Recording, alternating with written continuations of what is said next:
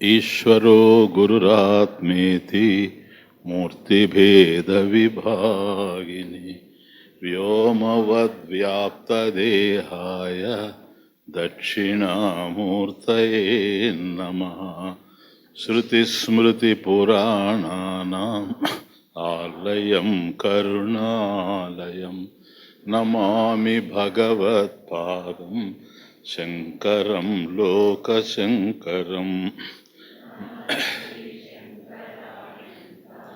గురుపాదాంబుజన్మనే సవిలాసమహామోహ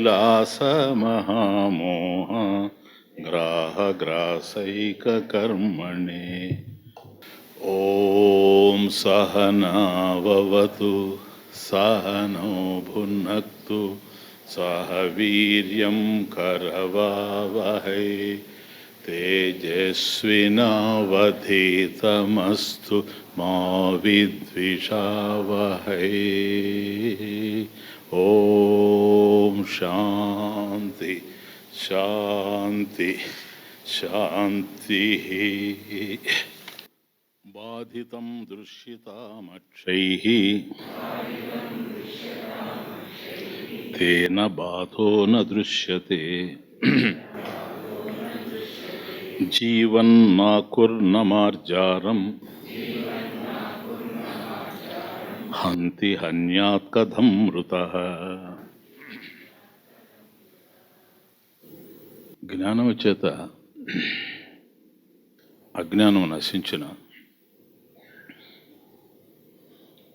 అవిద్యా కార్యాలు అంటే అజ్ఞాన కార్యాలైనటువంటి దేహేంద్రియాదులు ద్వైతంగా తెలుస్తూ ఉండడం, అట్లాగే ఈ ద్వైతం సృష్టించేటువంటి ప్రపంచం ఏదైతే ఉందో అది కూడాను ద్వైత కోణంలోనే కొనసాగుతూ ఉండడం. ఈ రెండు ఎప్పుడైతే జరుగుతున్నాయో జ్ఞానమైతే కలిగింది, అజ్ఞానమైతే తొలగింది. కానీ అజ్ఞాన స్వరూపమైనటువంటి ద్వైత ప్రపంచం ఏదైతే ఉందో అది లేకుండా పోలేదు, గోచరిస్తూనే ఉంది. అది దేహేంద్రియ మనోబుద్ధులలోనూ తెలుస్తూ ఉంది, మనం వ్యవహరించేటువంటి ప్రపంచంలోనూ తెలుస్తూ ఉంది. అజ్ఞానం పోయినా ఈ దృశ్యమాన జగత్తు గోచరిస్తూ ఉండేటప్పుడు, ద్వైతం తెలుస్తూనే ఉండేటప్పుడు,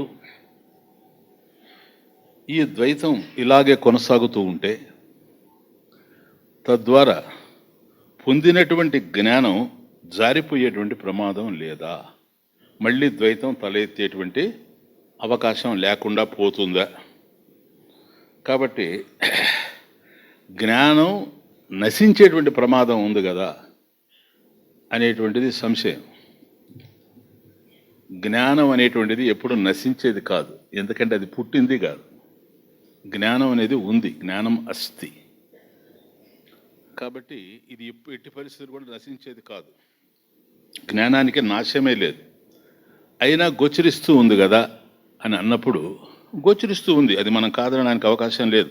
గోచరించినంత మాత్రాన అది సత్యం అయ్యేందుకు అవకాశం లేదు. సత్యం అయితే ఉంటుంది. ఎండమావి మనకు గోచరిస్తూ ఉంది, కానీ దానివల్ల మనకి ఏదో నష్టం వాటిల్లుతుందని చెప్పడానికి అవకాశం లేదు, ఎందుకంటే ఎండమావి అని తెలిసిపోయింది కనుక. ఒకవేళ గోచరించినంత మాత్రాన ఎప్పుడైతే గోచరిస్తూ ఉండేటువంటి వస్తువు లేనిదే లేకనే గోచరిస్తూ ఉంది అనే సత్యం మనకి ఎప్పుడైతే అర్థమైపోయిందో, అది ఉన్నప్పటికి కూడాను దానివల్ల నష్టం లేదు. Like blue sky. కాబట్టి వినీలమైనటువంటి ఆకాశం అన్నప్పుడు ఆకాశంలో బ్లూనెస్ అనేది లేదు, ఆకాశంలో నీలివర్ణం అనేటువంటిది లేదు, కానీ మనకు కనిపిస్తూ ఉంది. అంతవరకు అందులో ఏదో నీలివర్ణం ఉందని, దాన్ని ఎవరో పెయింట్ చేశారని మనం అభిప్రాయపడి ఉండొచ్చేమో. కానీ ఒక్కసారి ఎప్పుడైతే ఇది అనంతంగా ఉందో అందుకని నీలివర్ణంతో కనపడుతూ ఉంది అనేది మనకు అర్థమైనటువంటి దశలో ఆకాశం నీలివర్ణంతో గోచరిస్తూ ఉండినా దాని ప్రభావం, అది సత్యం అనేటువంటి ప్రభావం మన మీద ఉండదు. అట్లాగే ఇక్కడ కూడాను ద్వైత ప్రపంచం తెలుస్తూ ఉండినా దాని యొక్క ప్రభావం జ్ఞాని మీద లేదు. బికాస్ ది జ్ఞాని knows that appearance is after all appearance alone. It cannot effect him. ఏదైనా ఒకటి కనపడుతూ ఉందంటే దృశ్యంగా తెలుస్తూ ఉంది. అంత మాత్రం చేత దృశ్యమైందంతా కూడా సత్యం కావాలనేటువంటి అవకాశం, ఆందోళన పడాల్సినటువంటి అవసరం లేదు దాని విషయం. కాబట్టి బ్రహ్మం అనేటువంటిదే సత్యం. ద్వైత ప్రపంచం ఏదైతే మనకుందో ఇది మిథ్య, ఇది అజ్ఞానం యొక్క స్వరూపం. అది కనుక ఇది అజ్ఞానం చేతనే సృష్టింపబడింది. ద్వైత ప్రపంచస్య అవిద్యాకృతత్వాత్ విద్యయా తదుపశమః స్యాత్ ఇది శంకర భాష్యం, మాండుక్యకారిక భాష్యంలో. కాబట్టి ద్వైత ప్రపంచం, అనేకమైనటువంటి చిత్ర విచిత్రాలైనటువంటి ప్రపంచం ఏదైతే మనకు కనిపిస్తూ ఉందో అది కేవలం అజ్ఞానం వల్ల సృజించబడింది. జ్ఞానం కనుక కలిగినట్లయితే ఇది ఉండేందుకు అవకాశం లేదు అనేది మనం అర్థం చేసుకున్నాం ఇంతవరకే. కాబట్టి ద్వైత జగత్ అంటే జగద్రూపంలో తెలిసేటువంటి ద్వైతం లేనిదే గనుక, లేకనే ఉన్నట్లు తెలుస్తూ ఉండేది కనుక సత్యమైనటువంటి బ్రహ్మము దానిని నిరసించగలదు, సరే, నాశనం చేయగలదు. నిరసించగలదు, నశింపజేయగలదు అని అర్థం. కాబట్టి బ్రహ్మము సత్యం గనక కేవలం దృశ్యమానంగా తెలిసేటువంటి ఈ జగత్తు ఏదైతే ఉందో దాన్ని నశింపజేయగలదు. ఎందుకని అది కేవలం మిథ్యా జగత్తే గనక, లేకనే ఉన్నట్లుగా తెలుస్తూ ఉంది కనుక. అంతేగాని లేకనే ఉన్నట్టు తెలిసేటువంటి మిథ్యా జగత్తు సత్యమైనటువంటి బ్రహ్మమును ఎప్పటి పరిస్థితులు కూడా నశింపజేయలేదు. కాబట్టి బ్రహ్మమునకు బ్రహ్మ జ్ఞానమునకు తేడా లేదు కనుక బ్రహ్మమును నశింపజేయలేదంటే బ్రహ్మ జ్ఞానాన్ని కూడా నశింపజేయలేదు. దానికి మనం దీంట్లో ఎగ్జాంపుల్ చూసాం. ఇక్కడి నుంచి టెక్స్ట్లోకి వెళ్తాం మళ్ళీ. బాధితం దృశ్యతాం అక్షై తేన బాధ నదృశ్యతే. అది బాధితం జ్ఞానేన బాధితం ద్వైత ప్రపంచం ఇది. కాబట్టి ఆత్మజ్ఞానం చేత ఏ ద్వైత ప్రపంచం అయితే, బ్రహ్మాత్మ జ్ఞానం చేత ఏ ద్వైత ప్రపంచం అయితే నిరసించబడిందో అది అక్షై దృశ్యతాం. కాబట్టి ఇంద్రియాలకు తెలుస్తూ ఉండొచ్చు ఏది, ఆ జగత్తు, బాధితమైనటువంటి జగత్తు, నిషేధింపబడినటువంటి జగత్తు. అక్షై దృశ్యతాం తేన బాధ నదృశ్యతే. తేన దాని చేతని బాధ అంటే అది లేకుండా పోవడం అంటే నదృశ్యతే. ఏది బోధ, తేన బాధో నదృశ్యతే. జీవన్ నాకు నమార్జారం హంతి హన్యాత్ కథం మృత. దీనికి ఎగ్జాంపుల్ ఏంటి? జీవన్ జీవించి ఉండగానే ఆకుహు అంటే ఎలుక, మార్జారం నహంతి, ఆకుర్ నమార్జారం అంతి అంటే ఆకుహు ఎలుక బ్రతికుండేటప్పుడే పిల్లిని చంపలేదు. హన్యాత్ కథం మృత చచ్చిపోయిన తర్వాత, అంటే చచ్చిన ఎలుక కథం హన్యాత్ ఎలా చంపుతుంది? అది హన్యాత్ కథం హన్యాత్ ఇది ఒక ఎగ్జాంపుల్. అంటే జ్ఞానము చేత నశింపబడేటువంటి ద్వైతం, ఆయన బీ క్లియర్. నెక్స్ట్ దానికి జ్ఞానము చేత నశింపబడేటువంటి ద్వైతం జ్ఞానాన్ని ఎలా నశింపజేస్తుంది అనేది ఇంత సింపుల్ రీజన్. దాని చేత ఎప్పుడైతే ఇది నశింపబడుతూ ఉందో అది నశింపజేసే శక్తి కలిగింది, ఇది నశింపబడేది. కాబట్టి నశింపజేసేటువంటి శక్తి కలిగిన దాన్ని నశింపజేయలేదు. Very simple. కాబట్టి జ్ఞానిని ఏది కూడా నశింపచేయలేదు.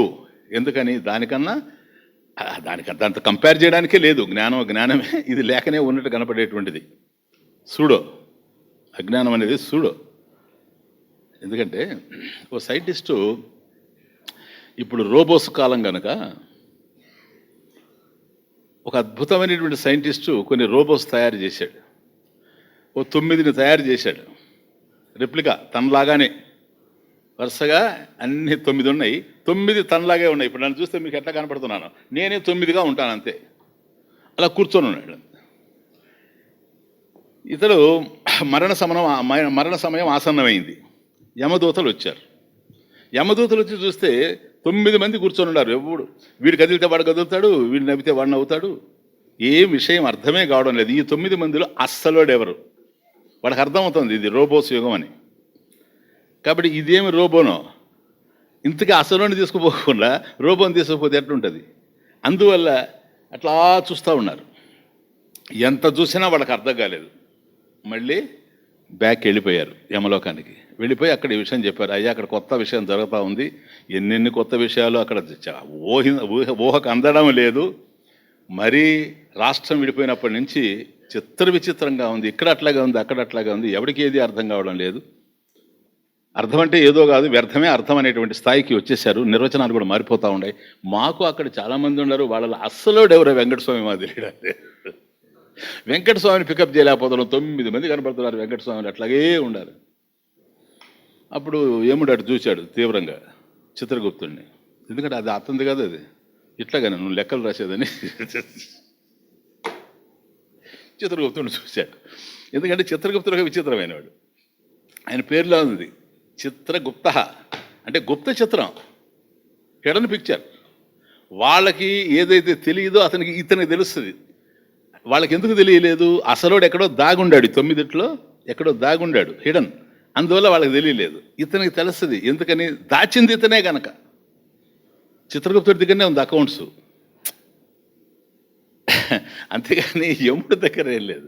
యముడు ఊరికే చాలా పెద్ద డిసిప్లినరీయన్ లాగా కనపడమే, అవసరమైతే చిత్రగుప్తుని కాంటాక్ట్ చేయడమే, అట్లుంటుంది ఎప్పుడైనా. చూసేటప్పటికీ పాపం కాస్త భయపడి, సార్ మీరు కొద్దిగా ఉండండి సార్, నేనే ఒకసారి డైరెక్ట్గా పోయి, ఎందుకంటే దాచినండి నాకు తెలిసిపోద్ది, నేను తీసుకొచ్చేస్తానని వచ్చాడు. చూశాడంతా, ఇతనికి అర్థం కాదు. ఇంక చూడండి వాడు ఎట్లాంటి వాడు అంటే, ఇప్పుడు సైంటిస్టులు అంతా రాబోయే వాళ్ళు ఎట్లాగే ఉంటారు. మీరు కూడా ఎప్పుడన్నా ఎవరన్నా వచ్చి ఒక అరగంట ముందు కూర్చొని ఉపన్యాసం చెప్తుంటే ఆలోచించండి, మన స్వామి అయితే టైంకి వస్తాడు, ముందు వచ్చాడు, ఇతనే ఉన్న రోబోనని అర్థమవుతుంది.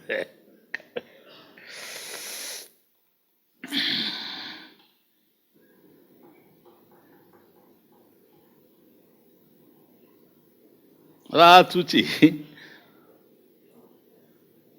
ఓ I have discovered a flaw in your work. ఎవరు? చిత్రగుప్తుడికి అన్ని భాషలు వచ్చావే, ఈ నోస్ ఆల్ లాంగ్వేజ్. ఇది ఏం బాధో ఇది.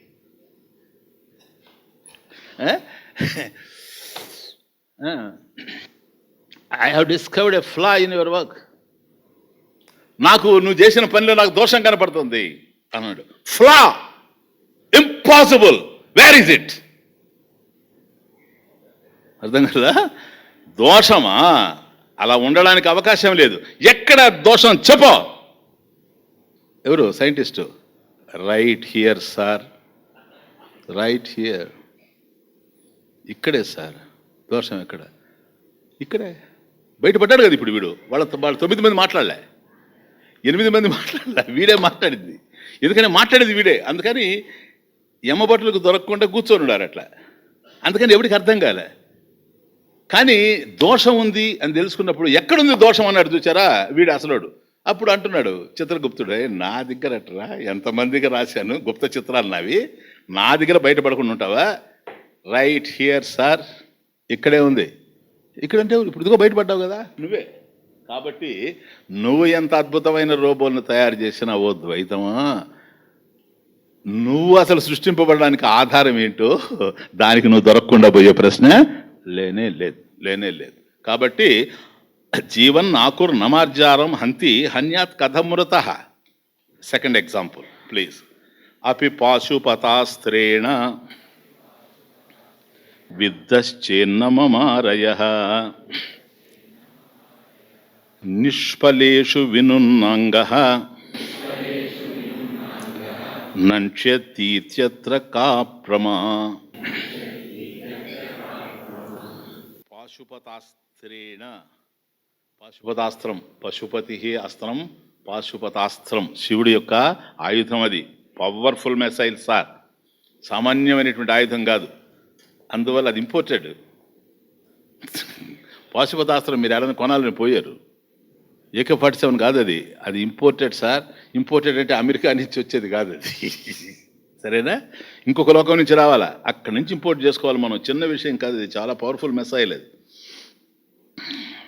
యహ, సెకండ్ లైన్, యహ ఎవడైతే, యహ ఎవడు వీడు? సమర్థ, బలవంత, సమర్థవంత, అపి వస్తుంది. అపి ఫస్ట్ లైన్. యహ అపి వాడు ఎవరైతే ఉన్నాడో వాడు పాశుపతాస్త్రేణ పశుపతి అనుగ్రహేణ ప్రాప్తం అస్త్రం పాశుపతాస్త్రం. అది అర్జునుడికి దొరికింది, లభ్యమైంది. కఠోరమైనటువంటి తపస్సుతో లభ్యమైనటువంటి అస్త్రం, అది చిన్నది కాదు అది. కాబట్టి 14 సంవత్సరాలు కఠోరమైనటువంటి తపస్సు చేస్తే అర్జునుడికి, పైగా తపస్సు చేయడమే కాకుండా శివుడితో యుద్ధం కూడా చేస్తే ఆ యుద్ధంలో గెలిచి ఆయన భేష్ అన్న తరువాత లభ్యమైనటువంటిది అది. కనుక పాశుపతాస్త్రం అంటే పశుపతి అనుగ్రహేణ ప్రాప్తం అస్త్రం పాశుపతాస్త్రం, కఠోర తప ఫలం అది. అటువంటి పాశుపతాస్త్రేణ, ఈ పాశుపతాస్త్రం చేత విద్ధః చేత్ కొట్టబడినప్పటికీ కూడా, అపి విద్ధః చేత్ అపి, విద్ధః అపి చేత్ ఎట్లయినా పర్లేదు. అంత భయంకరమైనటువంటి పాశుపతాస్త్రం చేత కొట్టబడినప్పటికీ కూడాను నా మమారా సావనటువంటి వాడు, అది పాశుపతాస్త్రంతో కూడా సావనటువంటి వాడు. పాశుపతాస్త్రం అంటే ఇంకా దానికి తిరుగులేదు. అటువంటి పాశుపతాస్త్రం చేత భయంకరంగా కొట్టబడినప్పటికీ కూడాను అపి నా మమారా మృతి చెందనటువంటి వాడు, సహా వాడు అంటే అది ఇంప్లైడ్, సహా నిష్ఫలేషు వినున్నాంగ. నిష్ఫలేషు నాయన, నిష్ఫలేషు అంటే మీరు యూజ్లెస్ అనుకోబాకండి. నిష్ఫలేషు అని, నిష్ఫల ఇషు. ఇషు అంటే బాణం, యారో. నిష్ఫల బాణం యొక్క ఫలితం ఎక్కడ? బాణం కొట్టడానికి చంపడానికి కదా. బాణం వేసామనుకోండి, అది ప్రాణం తీసేది ఎప్పుడు అంటే ఆ చివర ఫల అంటారు దాన్ని, ఫల సూచిక. అది భయంకరంగా ఉంటుంది, అది పోయి తగలుతుంది, దాంతో చచ్చిపోయింది మనిషి. కానీ అది బ్లంట్గా ఉందనుకోండి, మొద్దుబారిపోయింది అనుకోండి, నిష్ఫల. అది నిష్ఫల ఇషు, నిష్ఫలేషు. ఇషు అంటే బాణం, నిష్ఫల అంటే బాగా మొద్దుబారిపోయినటువంటి బాణం. ఫల అంటే తీక్షణంగా ఉండేదని అర్థం, తీక్షణమైనటువంటి మొన కొన.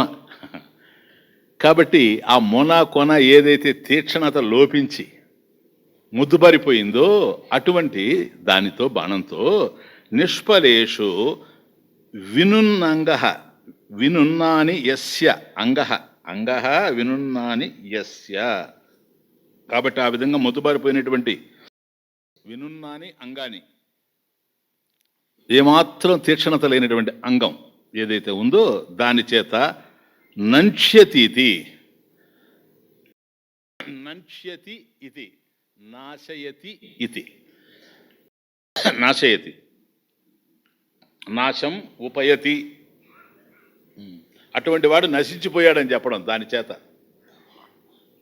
నాశం ఉపయతి ప్రాప్నతి, నాశమును పొందాడు అని చెప్పడం. అత్ర అస్మిన్ విషయే కా ప్రమా కా, దీంట్లో ప్రమాణం ఎక్కడుంది? తత్ర కా ప్రమా, అది ప్రమాణం నాస్తి ఇత్యర్థ. అంటే ప్రమాణం నవిద్యతే, ఇక్కడేమి జ్ఞానం కనపడడం లేదు. ప్లీజ్, అంటే పశుపతి యొక్క అస్త్రం, భయంకరమైనటువంటి అస్త్రం, పాశుపతాస్త్రం ఏదైతే ఉందో దానితో తీవ్రంగా కొట్టినప్పుడే చచ్చిపోయినటువంటి వాడు నా మమారా సహా, అటువంటి వాడు మొద్దుబారిపోయినటువంటి ఒక బాణపు చివరితో చచ్చిపోయాడు. అది నంచ్యతి ఇతి, చనిపోయాడు అని అంటే అత్ర ఈ విషయంలో కా ప్రమాణం ఏమిటి? అసలు ప్రమాణం నవిద్యతే ఇది. కాబట్టి చచ్చిపోయేటువంటి అవకాశమే లేదు. సేమా ఇంతకుముందు ఎగ్జాంపుల్కి కూడా అంతేనా? జీవన్ నాకు మార్జార నహంతి. కాబట్టి బ్రతికున్నప్పుడే ఎలుక పావును, అది మన పిల్లిని చంపలేనటువంటి ఎలుక చచ్చిపోయినటువంటి ఎలుక ఎలా చంపుతుంది అని ఏదైతే అన్నాడో అట్లాగే ఇక్కడ కూడాను పాశుపతాస్త్రం చేతనే, దాంతో కొడితేనే చచ్చిపోయినటువంటి వాడు మొద్దుబారిపోయినటువంటి బాణంతో చచ్చిపోయాడు అనడంలో అర్థమే ఉంది. కా ప్రమాణం కా ఇది, తత్ర కా ప్రమాణం నాస్తి ఇత్యర్థ, ప్రమాణం న విద్యతే. ఇప్పుడు వరకు చెప్పింది దృష్టాంతం.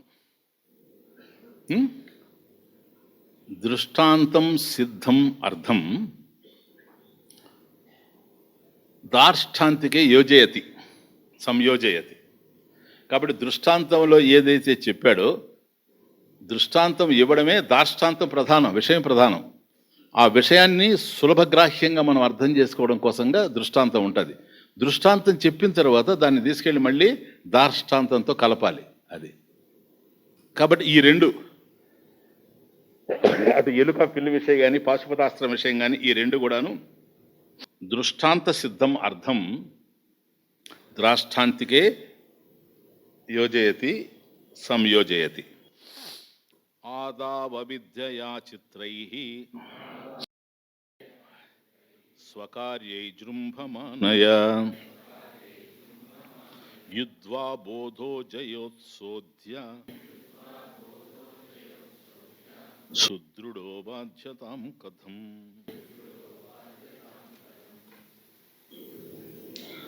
ఆదావ విద్యయ, దాన్ని విడగొట్టండి. కాదు, ఆదావ విద్యయ,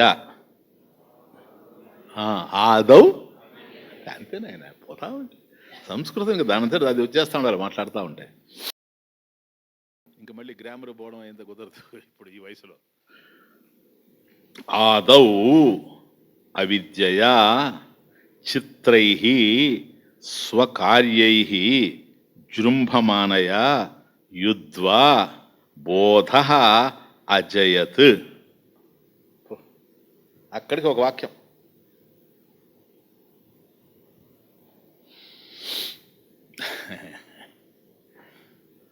బ్యూటిఫుల్ సమాస. చూడండి తమాషా. ఆదావ విద్యయా చిత్రైః స్వకార్యైః జృంభమానయా. ఆదౌ అంటే మొదట, ప్రారంభంలో కదా. దేనికి ప్రారంభంలో? జ్ఞానోత్పత్తి పూర్వం, జ్ఞానం మనకు కలగక ముందు. ఆదౌ, ఆదౌ జ్ఞానోత్పత్తి ప్రాక్, జ్ఞానోత్పత్తి పూర్వం. ఫస్ట్ లైన్లోని చివర చిత్రైః అన్వయం నాయన. చిత్రైః స్వకార్యైః జృంభమానయా అవిద్యయా యుద్ధ్వా బోధః అజయత్. అక్కడ కొద్దిగా మీరు అన్వయం చూసుకుంటారండి. ఆదౌ జ్ఞానోత్పత్తి పూర్వం చిత్రైః స్వకార్యైః జృంభమానయా. చిత్రైః విచిత్రములైనటువంటి, చిత్ర విచిత్రమైనటువంటి, స్వకార్యైః దాని కార్యాలు ఏవైతే ఉన్నవో, స్వకార్యైః తన కార్యాలతోనే, జృంభమానయ అంటే రెచ్చిపోయినటువంటి, పెచ్చరిల్లిపోయినటువంటి, అవిద్యయా సహా అజ్ఞానంతో కూడా, అంటే ఈ చిత్ర విచిత్రమైనటువంటి కార్యాలు, దానికి ఆధారమైనటువంటి అజ్ఞానము, దీనంతటితో కలిపి యుద్ధ్వా పోరాడి, యుద్ధ్వా యుద్ధం చేసి, ఇది అవిద్యతో కూడా కలిపి అజ్ఞానంతో కూడా కలిపి యుద్ధం చేసి, బోధ జ్ఞానము అజయత్ జయించింది. జ్ఞానం జయించింది. ఏదైనా జయించింది అంటే పోరాటం ఉందని అర్థం. దేంతో పోరాడింది అని అంటే, ఎప్పుడు పోరాడింది నాయన? దేనితో పోరాడింది? ఎప్పుడు? When and with whom. When అంటే ఆదౌ, ఆదౌ మనకు జ్ఞానం కలగక ముందు చాలా పెద్ద పోరాటం చేశాం. అంతేనా? అంటే ఇప్పుడు కన్ఫర్మ్ చేసుకుంటున్నారా జ్ఞానం కలిగినట్లు? ఊహించుకోండి, ఇంకేం చేస్తాం. ప్రస్తుతానికి అట్లాగే మనం విహరిస్తూ రావాలి. ఆదౌ జ్ఞానం కలగక ముందు, జ్ఞానోత్పత్తికి ముందు, చిత్రైః స్వకార్యైః మన కార్యాలే. ఏమిటి తెలుసవి? చిత్ర విచిత్రమైనటువంటి కార్యాలు. వీటి వెనుక దాంతో చిత్ర విచిత్రమైన కార్యాలు విజృంభిస్తూ ఉంటే మనవే వాటితో పోరాడాం. వండర్ఫుల్. దాని వెనక వాటిని నడిపింది అజ్ఞానం. ఎవరి అజ్ఞానం?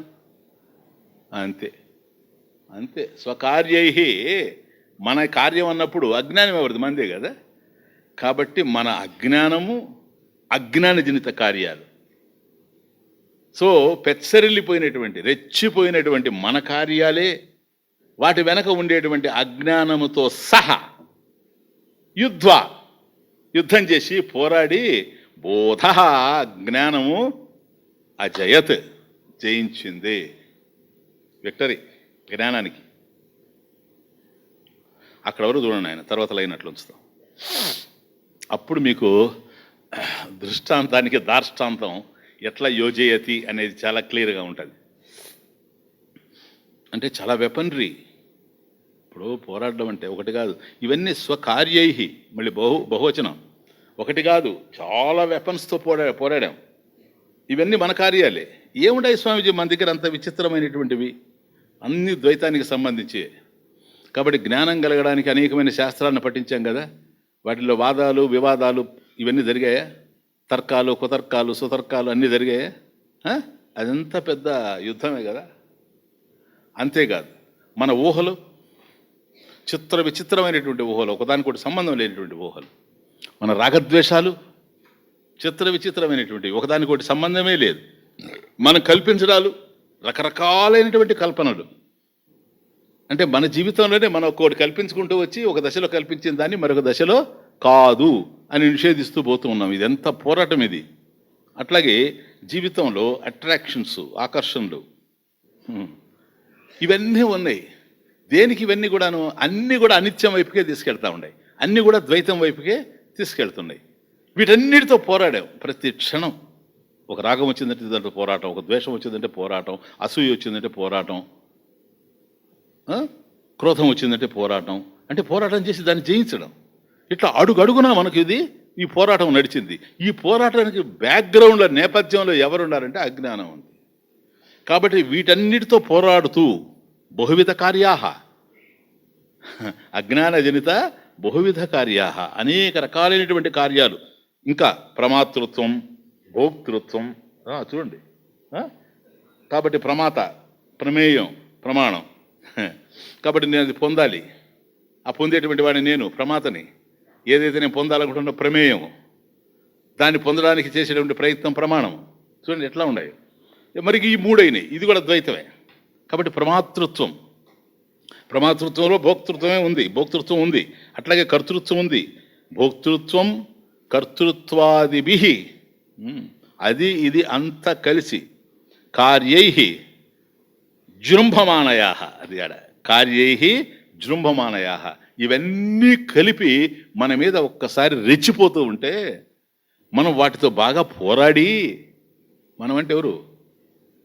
జ్ఞానం సార్. జ్ఞానం దాడి చేస్తూ ఉంటే స్వకార్యై, తను తాను తెలియకపోవడం చేత తను కానిది ఏదైతే తానని భావించడం జరిగిందో, ఈ అజ్ఞానం వల్ల కలిగినటువంటి కార్యాలు ఏవైతే ఉన్నాయో వివిధ కార్యై, వాటి చేత విజృంభమనయ, అవన్నీ కూడా రెచ్చిపోయినప్పుడు వాటితో పోరాడి జయించడం జరిగింది. జ్ఞానం బోధ అజయత్, బోధ జ్ఞానం అనేటువంటిది జయించింది.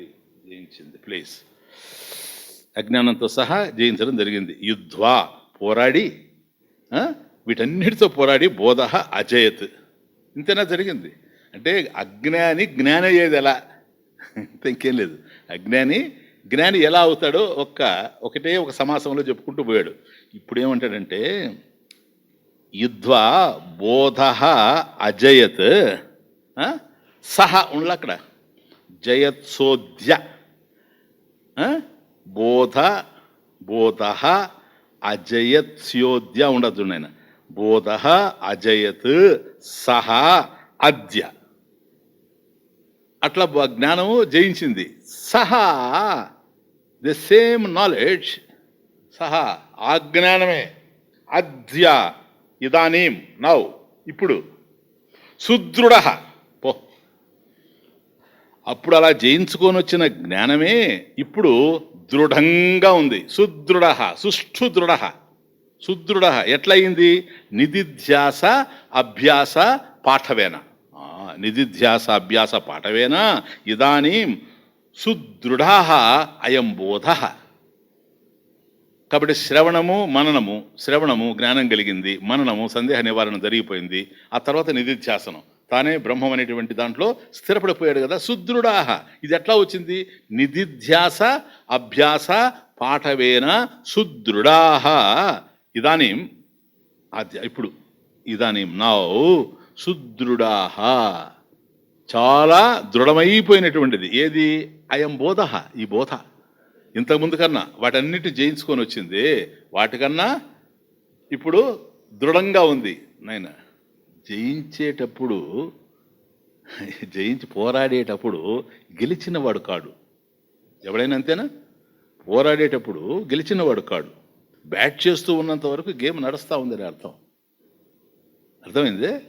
వాడు ఆపేయాల, గ్రౌండ్లోకి వచ్చేసేయాలి ఎగరతా, అప్పుడే గెలిచినట్టుగా. కాబట్టి ఆ టైంలో సీ ద డిఫరెన్స్. ఆ విధంగా పోరాడుతూ ఉన్నటువంటి టైంలో పోరాడి పోరాడి పోరాడి అజ్ఞాన కార్యాలని అజ్ఞానంతో సహా యుద్ధ్వా జయించేసి పోరాడి అజయత్ జయించిన తరువాత ఆ తర్వాత ఏమైపోయింది? ఇప్పుడు వాటిని జయించాడు కదా, నిధిధ్యాసనం ఈజీ అయిపోయింది. అదేడా అంటే నిధిధ్యాసనం జరుగుతున్న టైం ఇది. నిధిధ్యాసనం స్థిరపడిపోయింది కాబట్టి నిధిధ్యాస అభ్యాస పాఠవేన అయం బోధ సుదృఢ అద్య ఇదానీం. ఇప్పుడు చాలా దృఢమైపోయింది సార్. ఇప్పుడు చూసుకోండి, జయత్ సహ అద్య సుదృఢ అయిపోయింది కదా. బాధ్యతాం కథం బాధ్యతాం. ఈ దశలో జ్ఞానం ఎట్లా నశిస్తారు సార్? దాన్ని నశింపజేసే శక్తి ఎవరికి ఉంది? ఇప్పుడు బోధకి బాధ కలగడం ఎలా సాధ్యం అనేది. బోధకి అంటే బోధ బాధ న విద్యతే, బోధ బాధ నాస్తి ఇతి. దానికి ఏ విధమైనటువంటి నశింపు లేదు. కారణం ఇక్కడ జయం కలిగిపోయింది, పోరాడేది లేదు, ఇంకా అయిపోయింది. నిధిధ్యాస పాఠవేన సుదృఢాహ. ఎప్పుడైతే నిధిధ్యాసన కూడా అయిపోయి తానే బ్రహ్మం అనే స్థితిలో ఉందో అయిపోయింది, గెలిచిపోయారు. గెలిచిపోవడం అంటే ఏం జరిగింది? విజయం. చెప్పండి. జయము వరించింది, విజయము కలిగింది. అండర్స్టాండ్? నెక్స్ట్ శ్లోక కనపడతా ఉంది, ఇక్కడికి కనపడతా ఉంది. అది సమ్రాజ అని కనపడతా ఉంది థర్డ్ లైన్లో. అక్కడ చెప్తాను ఈ పాట అర్థం ఏంటో. కమా. తిష్టం త్వజ్ఞాన తత్కార్య శవాబోధేన మారితాః న భీతిర్బోధ సమ్రాజః కీర్తి ప్రచ్యుత తస్య తైః.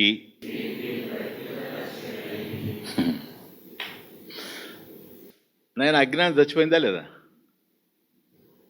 మీరు ఊరు లేనిపోయిందా తెచ్చి పెడతారు నాకు. పోయిందా లేదా? అదే కదా సార్ జయము. చచ్చిపోయింది కదా. దానికి సంబంధించిన కార్యాలు ఉన్నాయి, చిత్ర విచిత్రమైన కార్యాలు. అవి కూడా తెచ్చాయా? అవి ఉన్నాయా? లే, అసలుదే పోయింది కదా, కారణం వెళ్ళిపోయింది.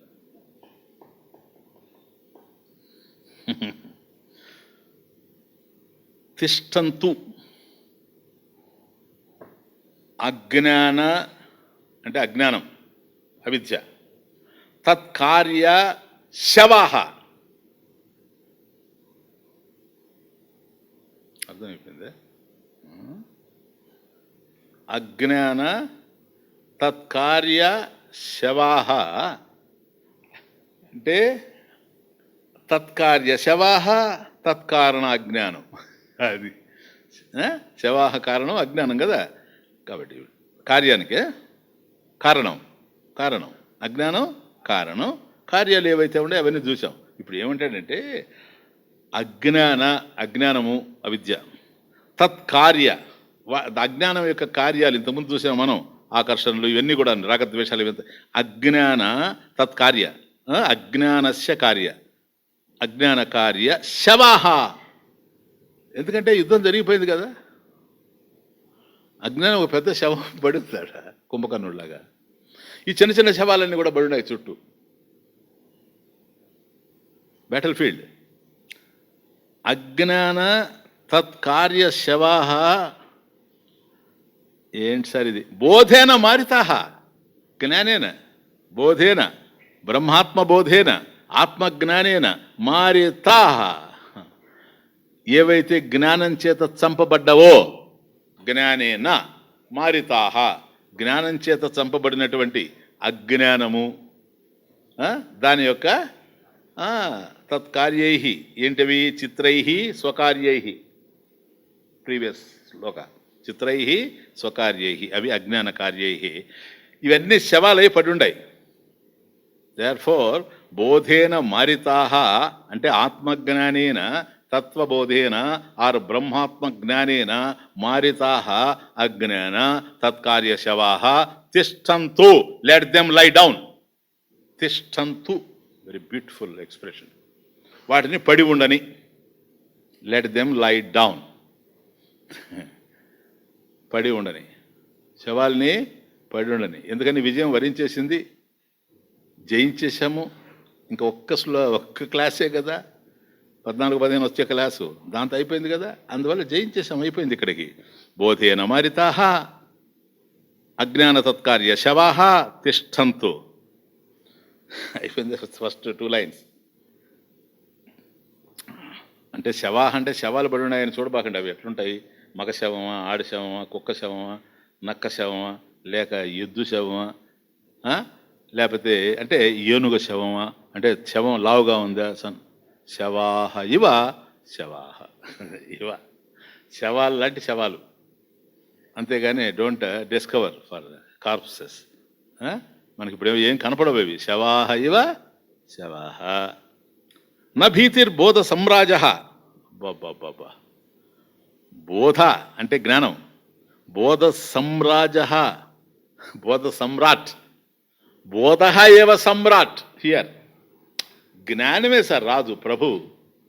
బోధ సమ్రాజ, బోధ సమ్రాట్. నా భీతి. అజ్ఞాన శవాలన్నీ పడి ఉంటాయి. అజ్ఞానము దాని చిత్ర విచిత్ర కార్యములైనటువంటి శవాలన్నీ కూడాను తిష్టంతో అక్కడ పడి ఉండని. అంత మాత్రం చేత జ్ఞానం అనే సమ్రాట్కి భీతి లేదు. ఎందుకని అంటే కొంతమంది శవాలను చూసి భయపడతా ఉంటారు కదా.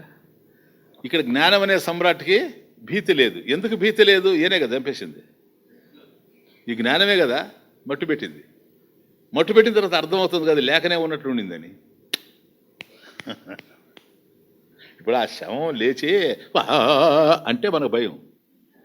అది లేవదు కదా, ఇక లేనిదే కదా అది.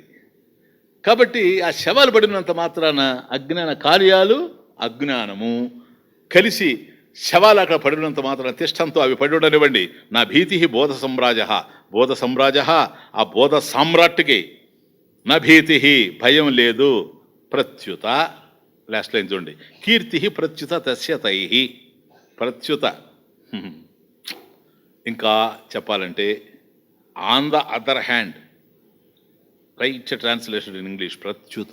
ఆన్ ద అదర్ హ్యాండ్ మరో విధంగా చెప్పాలనుకుంటే తైహి. తై అంటే శవైహి, వాటి వల్ల శవైహి. తైహి ప్రత్యుత. మరో విధంగా చెప్పాలనుకుంటే ఆ భీతి లేదు. సరే, ఏది జ్ఞాన సామ్రాట్కి భీతి లేదు. ఇంకొక విధంగా చెప్పాలనుకుంటే తైహి శవైహి ఆ శవాల చేత తస్య జ్ఞానస్య కీర్తి. కీర్తి ఏవ తస్య జ్ఞానస్య కీర్తి ఏవా. క్లియరా? పైగా కీర్తి కదా. ఎందుకంటే ఉన్నవాటిని చంపుతారు, ఎవరన్నా లేని వాటిని చంపాడు కదా. చంపినట్లుగా ఉన్నాడు. ఈ చంపింది ఏంటి? లేనిదాన్ని ఎట్లా చంపుతారు సార్? చంపిన అంతా ఇవ ఇవ ఇవ ఇవ ఈజ్ ఓన్లీ లివ. ఇవ ఒకటే, ఇంకేం లేదు తమాషా అది. కాబట్టి కీర్తి తస్య కీర్తి. ఇప్పుడు రావణాసురుడు ఉన్నాడు, వాడు చంపబడ్డాడు. ఎవరి చేత? రాముడి చేత. బోధ సమ్రాజ కా భీతి. వాడు రావణాసుడు చచ్చిపోతానే 10 తల ఎగిరిపడి రాముడు చూసి ఇటు అంట ఏంటి ఏంటి ఏంటి ఏంటి చచ్చిపోయాడు అంటాడా? భయం లేనేలేదు కదా. కాబట్టి రావణాసురుడు చచ్చాడు, రాముడికి కాభితి భయం లేదు, లేకపోగా కీర్తి ఇనుమడించింది. రావణ సంహారి. ఇంకా అక్కడి నుంచి సన్మానాలు, డొనేషన్స్, విరాళాలు, సన్మానాలు, వితరణలు. అర్థమవుతుంది. కాబట్టి రావణాసుడు చచ్చిపోయిన వాడు గురించి భయం లేదు. భయం లేకపోగా అది ప్రత్యుత, అది లేకపోగా కీర్తి ఇనుమడించింది. తస్య కీర్తి జ్ఞానస్య కీర్తి ఇది. అంటే జగత్, నైనా ఒక్కటే ఒక మాట చెప్తాను చూడు, ఇంత చెప్పాను. జగత్తు భయహేతువు కాదు. అవునా? ద్వైత ప్రపంచం ఏదైతే ఉందో అది భయహేతువు కాదు. అక్కడ మనం భయపడాల్సిందంటూ ఏది లేదు. అజ్ఞానం ఉంటేనే విశ్వం. యదజ్ఞానతో భాతి విశ్వం సమస్తం వినష్టంచ సద్యో యదాత్మ ప్రబోధే. ఆచార్యుల వారు బహుశా ఈ శ్లోకం ఏమన్నా ప్రేరణ ఇచ్చిందేమో విద్యారణ్య స్వామికి, నాకు తెలియదు. కానీ యదజ్ఞానతో భాతి, యత్ ఏదైతే అజ్ఞానత భాతి, అజ్ఞానం వల్ల ప్రకాశిస్తూ ఉందో, విశ్వం సమస్తం ఏ అజ్ఞాన కారణంగా, యస్మాత్ కారణాత్ విశ్వం ఈ విధంగా చిత్ర విచిత్రంగా తెలుస్తూ ఉందో. వినష్టంచ సద్యో, సద్య వెంటనే, అడ్వాన్స్ వెంటనే, వినష్టం నశించిపోతా ఉంది. ఎట్లా నశించిపోతుంది? యదాత్మ ప్రబోధే, ఆత్మ ప్రబోధేన, అదే కదా చూసింది, బోధేన, బోధేన మారితాహ ఆత్మ ప్రబోధేన. యదజ్ఞానతో భాతి విశ్వం సమస్తం వినష్టంచ సజ్జో యదాత్మ ప్రబోధే. బోధ సమ్రాజ, ఆత్మబోధ సమ్రాజ, సమ్రాట్ శవేన కాభీతి ఇత్యర్థః. శవాః కాభీతి, భీతి న విద్యతే యస్య, భీతి న విద్యతే యస్య.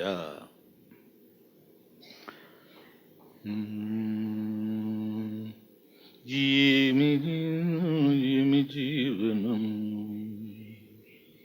ఏమి జన్మము, ఏమి జీవనము, నిలువెల్ల బ్రతుకు కాలిపోవుట దేనికోసము. ఏమి జన్మము, ఏమి జీవనము, నిలువెల్ల బ్రతుకు కాలిపోవుట దేనికోసము. మాయతత్వము తెలుసుకో జీవ, ఇదే ద్వైత ప్రపంచమే మాయ. మాయతత్వము తెలుసుకో జీవ సద్గురుని కృపతో. మాయతత్వము తెలుసుకో జీవ సద్గురుని కృపతో, పారిపోవును క్షణములో మాయ. సద్య ఇప్పుడే, వెంటనే, అడ్వాన్స్. పారిపోవును క్షణములో మాయ. లేకనే కనిపించు పాము, లేకపోవును త్రాడు తెలిసిన. లేకనే కనిపించు పాము, లేకపోవును త్రాడు తెలిసిన. లేకనే నడిపించు మాయ, మాయమగును మహిమ తెలిసిన. లేకనే నడిపించు మాయ, మాయమగును మహిమ తెలిసిన.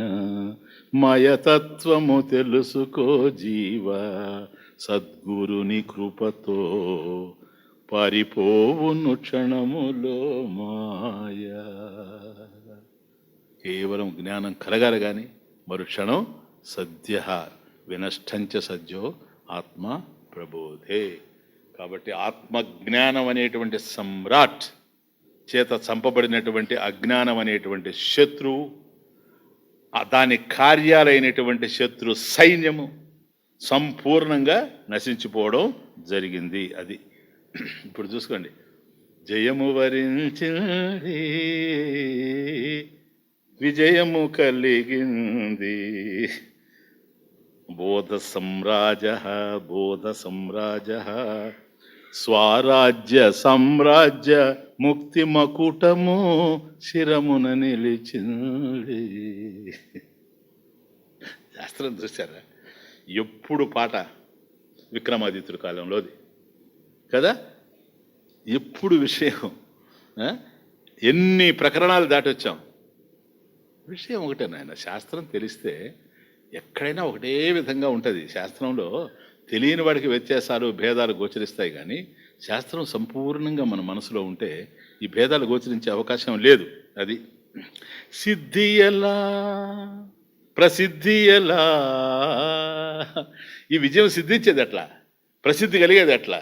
నిజమే, రాముడికి విజయం సిద్ధించింది, ఆయన కీర్తి ఇనుమడించింది. తస్య కీర్తి చాలా క్లియర్. ఎట్లా? సిద్ధి ఎలా ప్రసిద్ధి ఎలా ప్రాప్తమైనదని సందేహించకు తెలిపెదను సిద్ధించే విధానము ఈశ్వర కృపతో గురువు లభ్యము కదా. అంతకుముందు ఎంత చేయాలి, ఎంత జపం చేయాలి, ఎంత ధ్యానం చేయాలి, ఎంత సంకీర్తన చేయాలి, ఎన్ని పూజలు చేయాలి, ఎన్ని తీర్థాటనలు చేయాలి, ఎంతెంత చేసుకొని వచ్చామో, ఎన్ని పుణ్యకార్యాలు అవన్నీ చేసుకుంటూ వచ్చాము. వాటన్నిటి కారణంగా ఏది వృధా పోదే, ఏది నశించదే. Nothing is destructible scientifically. అంతే ఇక్కడ కూడాను. ఈశ్వర కృపతో ఆ అలౌకిక కర్మల యొక్క ఫలం ఈశ్వరుని యొక్క కృప అయితే, ఈశ్వర కృపతో గురువు లభ్యము, ఈశ్వర కృపతో గురువు లభ్యము, జ్ఞానము ప్రాప్తము గురుదేవుని ప్రసాదము.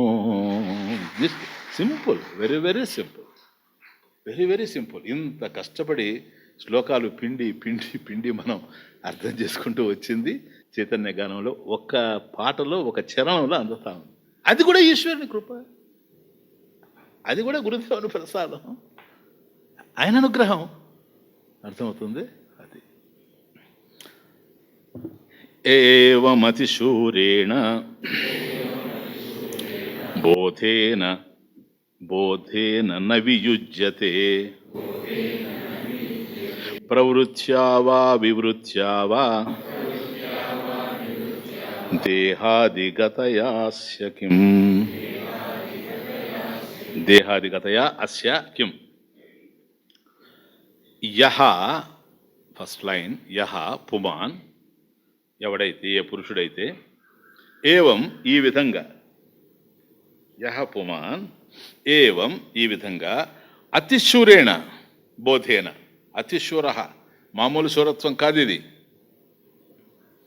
చాలా శూరత్వం. అతిశూరేణ బోధేన జ్ఞానము, నా వియుజ్యతే. ఇప్పుడు ఇక్కడ జయించింది జ్ఞానం కదా, జ్ఞానమే కదా జయించింది అజ్ఞానాన్ని, దాని కార్యాలని. ఆ జ్ఞానము నుండి నా వియుజ్యతే, నా పృథక్, వేరుగాకుండా ఉంటాడో. య ఏవం అతిశూరేణ బోధేన, కాబట్టి గొప్ప శక్తివంతమైనటువంటి ఈ బోధ ఏదైతే ఉందో, జ్ఞానము, దాని నుంచి ఎప్పుడైతే యహ పుమాన్ నా వియుజ్యతే, వియుజ్యతే వేరవడం, నా వియుజ్యతే ఎప్పుడైతే వేరు కాడో, అంటే జ్ఞానంతోనే ఉంటాడన్న ఆయన. జ్ఞానం నుంచి ఎప్పుడైతే వేరుగాడంటే ఏంటి? అటువంటి జ్ఞానంతో. ఏ జ్ఞానం అది? అతిశూరేణ బోధేన, అంతా జయించుకొని వచ్చింది జ్ఞానం. ఆ జ్ఞానంతో విడవకుండా ఎప్పుడు ఆ జ్ఞానమునందే ఎవడైతే ఉంటాడో అటువంటి వాడు ప్రవృత్యావా నివృత్యావా దేహాదిగతయా అస్య కిం. Very wonderful. అటువంటి వాడికి ప్రవృత్తితో ఏంటి సంబంధం, నివృత్తితో ఏంటి? ఈ నివృత్తి ప్రవృత్తిలు అనేటువంటివి దేహాదిగతయా. అదే అస్య కిం, కిం అస్య, అస్య అస్య పురుషస్య దేహాదిగతయా ప్రవృత్యావా నివృత్యావా కిం, కిం అస్తి, కిం ప్రాప్యతే ఇది. అది ప్రశ్నార్థకం. దేహాది అంటే దేహాదిగతమును పొంది ఉన్న, అది గతయా దేహాది, దేహాదికమును అంటే దేహము, ఇంద్రియాలు, మనసు, బుద్ధి, ప్రాణం ఇవన్నిటి పొంది ఉంది కదా. గతయ పొంది ఉన్నటువంటి దేహాది గతయా ప్రవృత్యా వా నివృత్యా వా, ప్రవృత్తి కానీ లేక నివృత్తి కానీ. ఇదిగో ఇది చేయాలి ప్రవృత్తి, ఇది దీని నుండి విరమించాలి నివృత్తి. అంతేనా?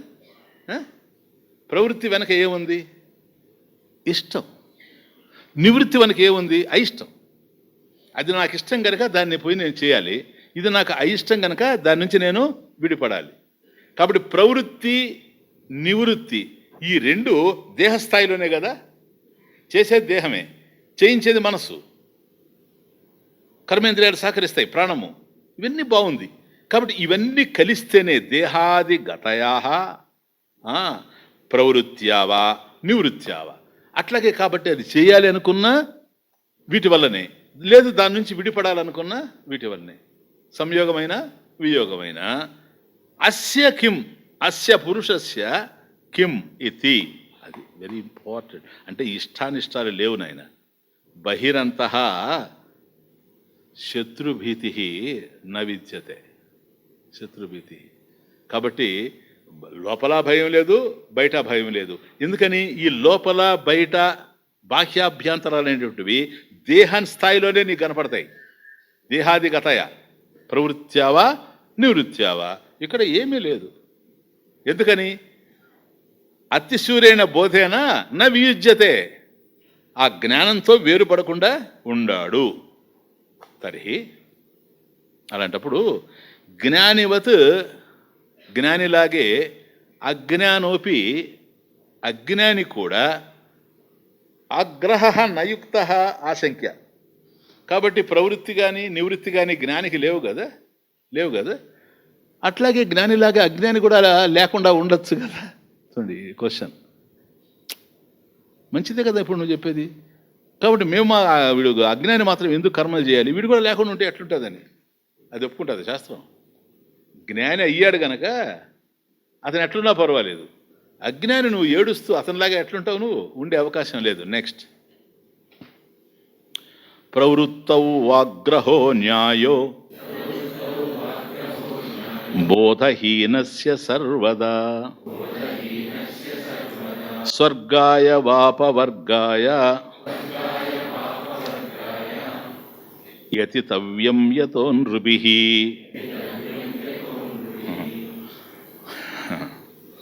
ప్రవృత్తౌ ఆగ్రహ, ఆగ్రహ అంటే అభినవేశం నాయన, పూనిక, ప్రయత్నం. ప్రవృత్తౌ ఆగ్రహ ప్రయత్న న్యాయ ఇది, న్యాయ ఇది యుక్తం, న్యాయం. ఎవరికి? సర్వదా బోధహీనస్య అజ్ఞానస్య, ఆత్మబోధహీనస్య, ఆత్మజ్ఞానం లేనివాడు ప్రవృత్తిలో ఉండవలసిందే. ఇది ధర్మం, యుక్తం, సరైంది ఇది. ఎందుకని? ఆత్మజ్ఞానం కలిగినటువంటి వాడికి, ఆత్మజ్ఞానం నుంచి వేరుపడినటువంటి వాడికి ప్రవృత్తి నివృత్తి ఒకటే. ఎందుకని? ఇష్టానిష్టాలు లేవు గనక. మరి వీడు కర్మి ఇష్టాల్లో ఉన్నాడు కదా, ఇష్టాలు ఉన్నాయి కదా వీడికి. వీడు ఎట్లా ప్రవృత్తి లేకుండా ఉంటాడు? ప్రవృత్తౌ ఆగ్రహ అంటే ప్రవృత్తి చేయడం అనేటువంటి కర్మ ఏదైతే ఉందో, ఆగ్రహ ప్రయత్నం చేయడం అనేటువంటిది న్యాయ యుక్తం. ఎవరికి? బోధహీనస్య నాయన, ఆత్మబోధహీనస్య, ఆత్మజ్ఞానహీనస్య. సర్వదా అన్ని పరిస్థితుల్లో కూడాను వాడికి అది యుక్తమే. స్వర్గాయ వాపవర్గాయ, స్వర్గాయ వా అపవర్గాయ వా. అది అపవర్గం అంటే మోక్షం, నిశ్రేయస. స్వర్గము అయినా పరలోకం, అపవర్గం మోక్షమైన యతః యస్మాత్ కారణాత్. యతః ఎలాగంటే అది చెప్తాడు. అంటే ఇప్పుడు జ్ఞానం లేని వాడికి సర్వదా కర్మలయందు అభినివేశం కలిగి ఉండడం, కర్మలలో ప్రయత్నం చేస్తూ ఉండడం అనేటువంటిది యుక్తం అయింది కదా. స్వర్గాయ స్వర్గం కోసము చేయాలి వాడు, అపవర్గాయ మోక్షం కావాలనుకో వాడికి చేయాలి. వాడేం జ్ఞాని కాదు కదా. ఇప్పుడు మనం జ్ఞానితో వాడు పోల్చుకొని మాట్లాడితే ఎట్లా? జ్ఞాని తరించిపోయాడు. జ్ఞానికి స్వర్గం లేదు, అపవర్గం లేదు. అదే కదా ఇంతకుముందు ప్రవృత్తోవా నివృత్తోవా. ఎందుకన్నా మాట? ప్రవృత్తి అవసరం లేదంటే ప్రవృత్తి ద్వారా స్వర్గాన్ని పొందే అవకాశం లేదు, అవసరం కూడా లేదు. నివృత్తోవా అని ఎందుకన్నామంటే వీటినన్నింటిని విడిపడి సన్యసించి మోక్షాన్ని పొందాలి. పొందేశాడు కదా, జయము వరించింది. కాబట్టి అతనితో ఇతనికి సంబంధం లేదు. కాబట్టి స్వర్గాయవా అపవర్గాయవా యతితవ్యం, యత్నం కర్తవ్యం. యతితవ్యం, తవ్యపత్ ప్రత్యయం అక్కడ. యతితవ్యం యత్నం కర్తవ్యం ఇది యతః. ఎలాగంటే అది ఇక్కడ సర్వదా అయిన తర్వాత యతః ఇక్కడి నుంచి తీసుకుంటే మీకు క్లియర్గా ఉంటుంది. ప్రవృత్తోవా ఆగ్రహ న్యాయ బోధహీనస సర్వదా యతః. ఎలాగంటే స్వర్గాయవా అపవర్గాయవా యతితవ్యం నృభిః మనుషుల చేత యతితవ్యం యత్నం కర్తవ్యం. కాబట్టి వాడు పొందవలసింది ఉంది కనుక చేయవలసింది ఉంది సార్. తర్వాత చెప్తాడు కదా, పొందవలసింది లేదు కనుక ప్రాప్తవ్యం నా కర్తవ్యం, అది తర్వాత వస్తుంది.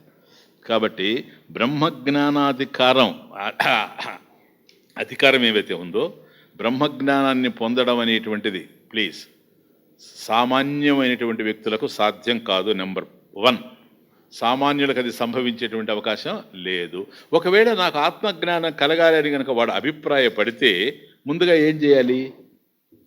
సాధన చతుష్టయ సంపత్తిని తయారు చేసుకోవాలి. వివేకము, వైరాగ్యము, షట్సంపత్తి, మోక్షత్వం అవన్నీ తయారైన తరువాత చిత్తశుద్ధిని పొందాలి, చిత్త నైశ్చల్యాన్ని పొందాలి. చిత్తశుద్ధి చిత్త నైశ్చల్యం కలిగిన తరువాత శ్రోత్రియ బ్రహ్మనిష్ఠుడైనటువంటి గురు సన్నిధిలో కూర్చొని శాస్త్రాన్ని అధ్యయనం చేయాలి. ఇదంతా స్వర్గాయవా అపవర్గాయవా. ఒకవేళ నువ్వు స్వర్గం కోసమే ప్రయత్నం చేసావనుకో అప్పుడు కూడా నువ్వు యజ్ఞయాగాది కర్మలు అవి ఇవన్నీ చేసుకుంటా పోవాలి.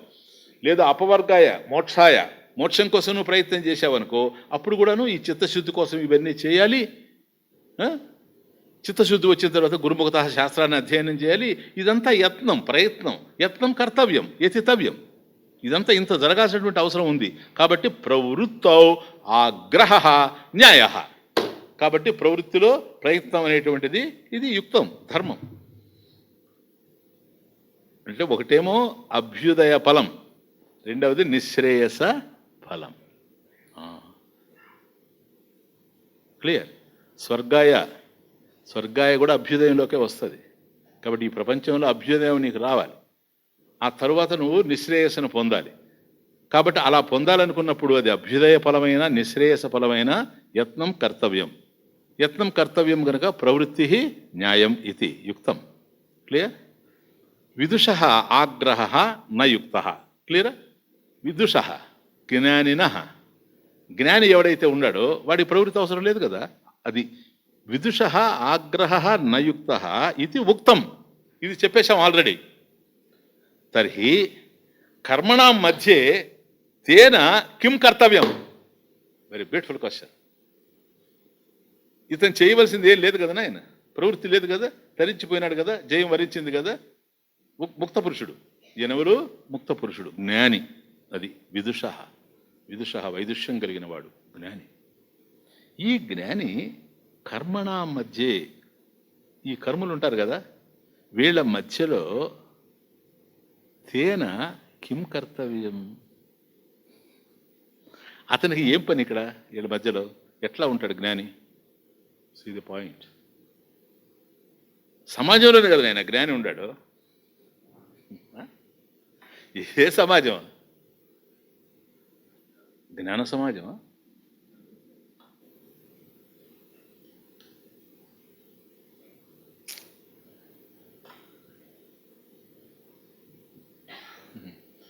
ముక్త పురుష సొసైటీ. దేర్ ఇస్ నో ముక్త పురుష సొసైటీ. ఒకవేళ ఉంటే అది ఎట్లా ఉంటుందో గుండె తన్నట్టుంది ఆ మాట అనుకుంటుంటే. అందరూ ముక్త పురుషులే, మోక్షాన్ని పొందిన వాళ్ళు. అటువంటి వాళ్ళు ఉండేటువంటి ఒక గల్లీ ఎట్లా ఉంటుందో దేర్ బిహేవియర్.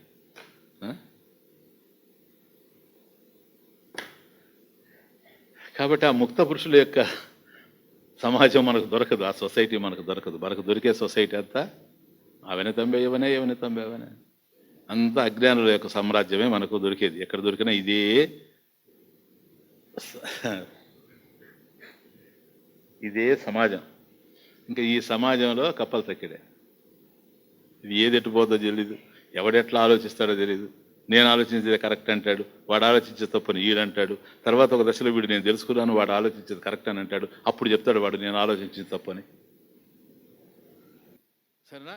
ఇదంతా కలిసి our society, the great society of ours మందన్నమాట. ఇంత అద్భుతమైనటువంటి సమాజంలో మనం కొనసాగుతూ ఉన్నాం సార్. ఈ మధ్యలో ఒక జ్ఞాని వచ్చి పడ్డాడు అనుకో, ఎంత అద్భుతమైన సబ్జెక్ట్. ఆయన ఎట్లా ఉంటాడు అని. నెక్స్ట్, విద్వాంసే తాదృశాం మధ్యే తిష్ఠే తదనురోధతః కాయేన మనసా వాచ కరోత్యేవాఖిలా క్రియాః.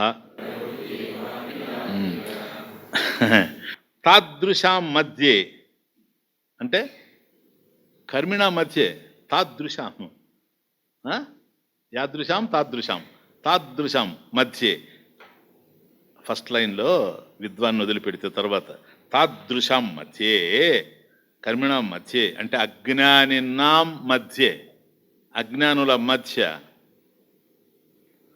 విద్వాన్ విదుషః, విద్వాన్ తిష్టతేత్ చేత్, తిష్టేత్ తిష్టేత్, ఓకే, తిష్టేత్ చేత్, తిష్టేత్ చేత్, తిష్టేత్ సెకండ్ లైన్.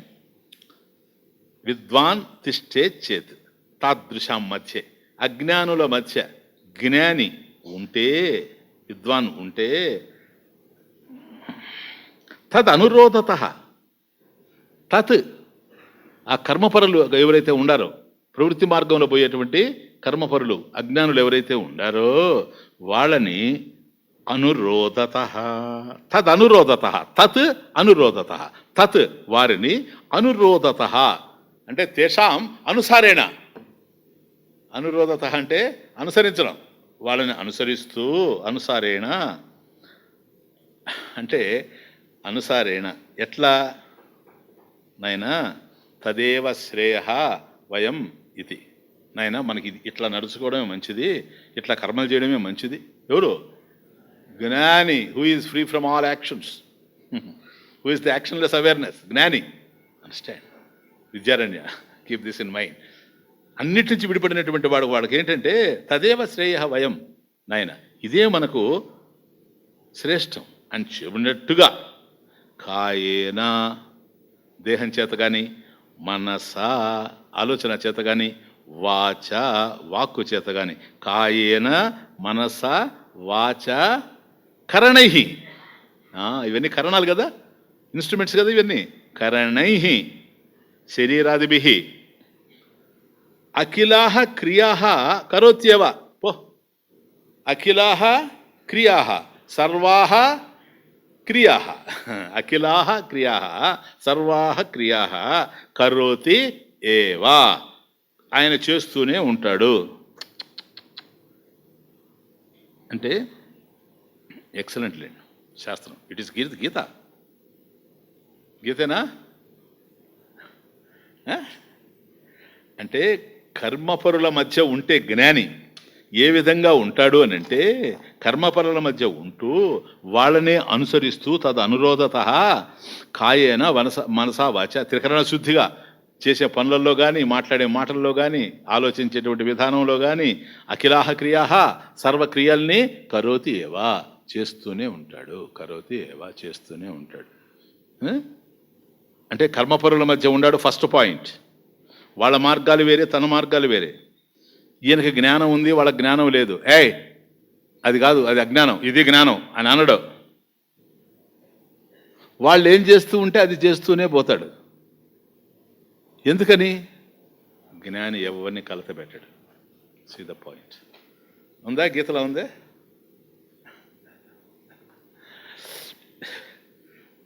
న బుద్ధిభేదం జనయేత్, న బుద్ధిభేదం జనయేత్ అజ్ఞానాం కర్మ సంగినాం. చూసారా? కర్మంలో పడి ఉండేటువంటి అజ్ఞానుల్ని ఎప్పుడు కూడా కలత పెట్టాడు జ్ఞాని. అది జోషయేత్ సర్వకర్మాణి, సర్వకర్మాణి సమస్తమైనటువంటి కర్మలు, వాళ్ళు చేసేటువంటి కర్మలకి జోషయేత్ కారయేత్, వాళ్ళ చేత ఆ కర్మలు చేయిస్తాడు. విద్వాన్ యుక్త సమాచరన్, యుక్త సమాచరన్, ఆయన కూడా అదే ఆచరిస్తూ ఉంటాడు. వాళ్ళు ఏం ఆచరిస్తారు అవే. ఎందుకో తెలుసా? ఆచరణకు అతీతుడు. ఇప్పుడు అయితే వాళ్ళు ఏం చేస్తే వాళ్ళు ఏమేమో చేస్తారు. ఏమేమో చేయలేరు సార్ జ్ఞాని ఎదుట. మా వాడు పిచ్చోడు ఎదుటే ఏదేదో చేయలేరు, వెనకపోతే తప్ప. జ్ఞాని ఎదుట ఏం చేస్తారు? చేసే ప్రశ్నే లేదు. అదే ఆడ దట్స్ ది. నా బుద్ధి భేదం జనయేత్ అజ్ఞానం కర్మ సంజ్ఞన. ఎందుకని? ఆల్రెడీ వాడు కన్ఫ్యూజన్లో ఉంటే నువ్వు ఇది చేయకు, అది చేయకు, ఇట్లుండు, అట్లుండు, అది ఉంటే ఇది ఉంటుంది, ఇది ఉంటే అది ఉంటుంది, నా కర్మ నిశ్రేయస సాధనత్వం నహి కర్మకాండేన పరాత్మ ప్రకాశతే. ఆడి ఇంకా పొరపాటున టీవీ దగ్గరనే కూర్చుంటాడు, కానీ ఈ స్వామీజీ దగ్గరకు పోనాయా బాబు, తలనొప్పి అయిపోతా ఉంది. తిప్పుతున్నాడు తలనేని.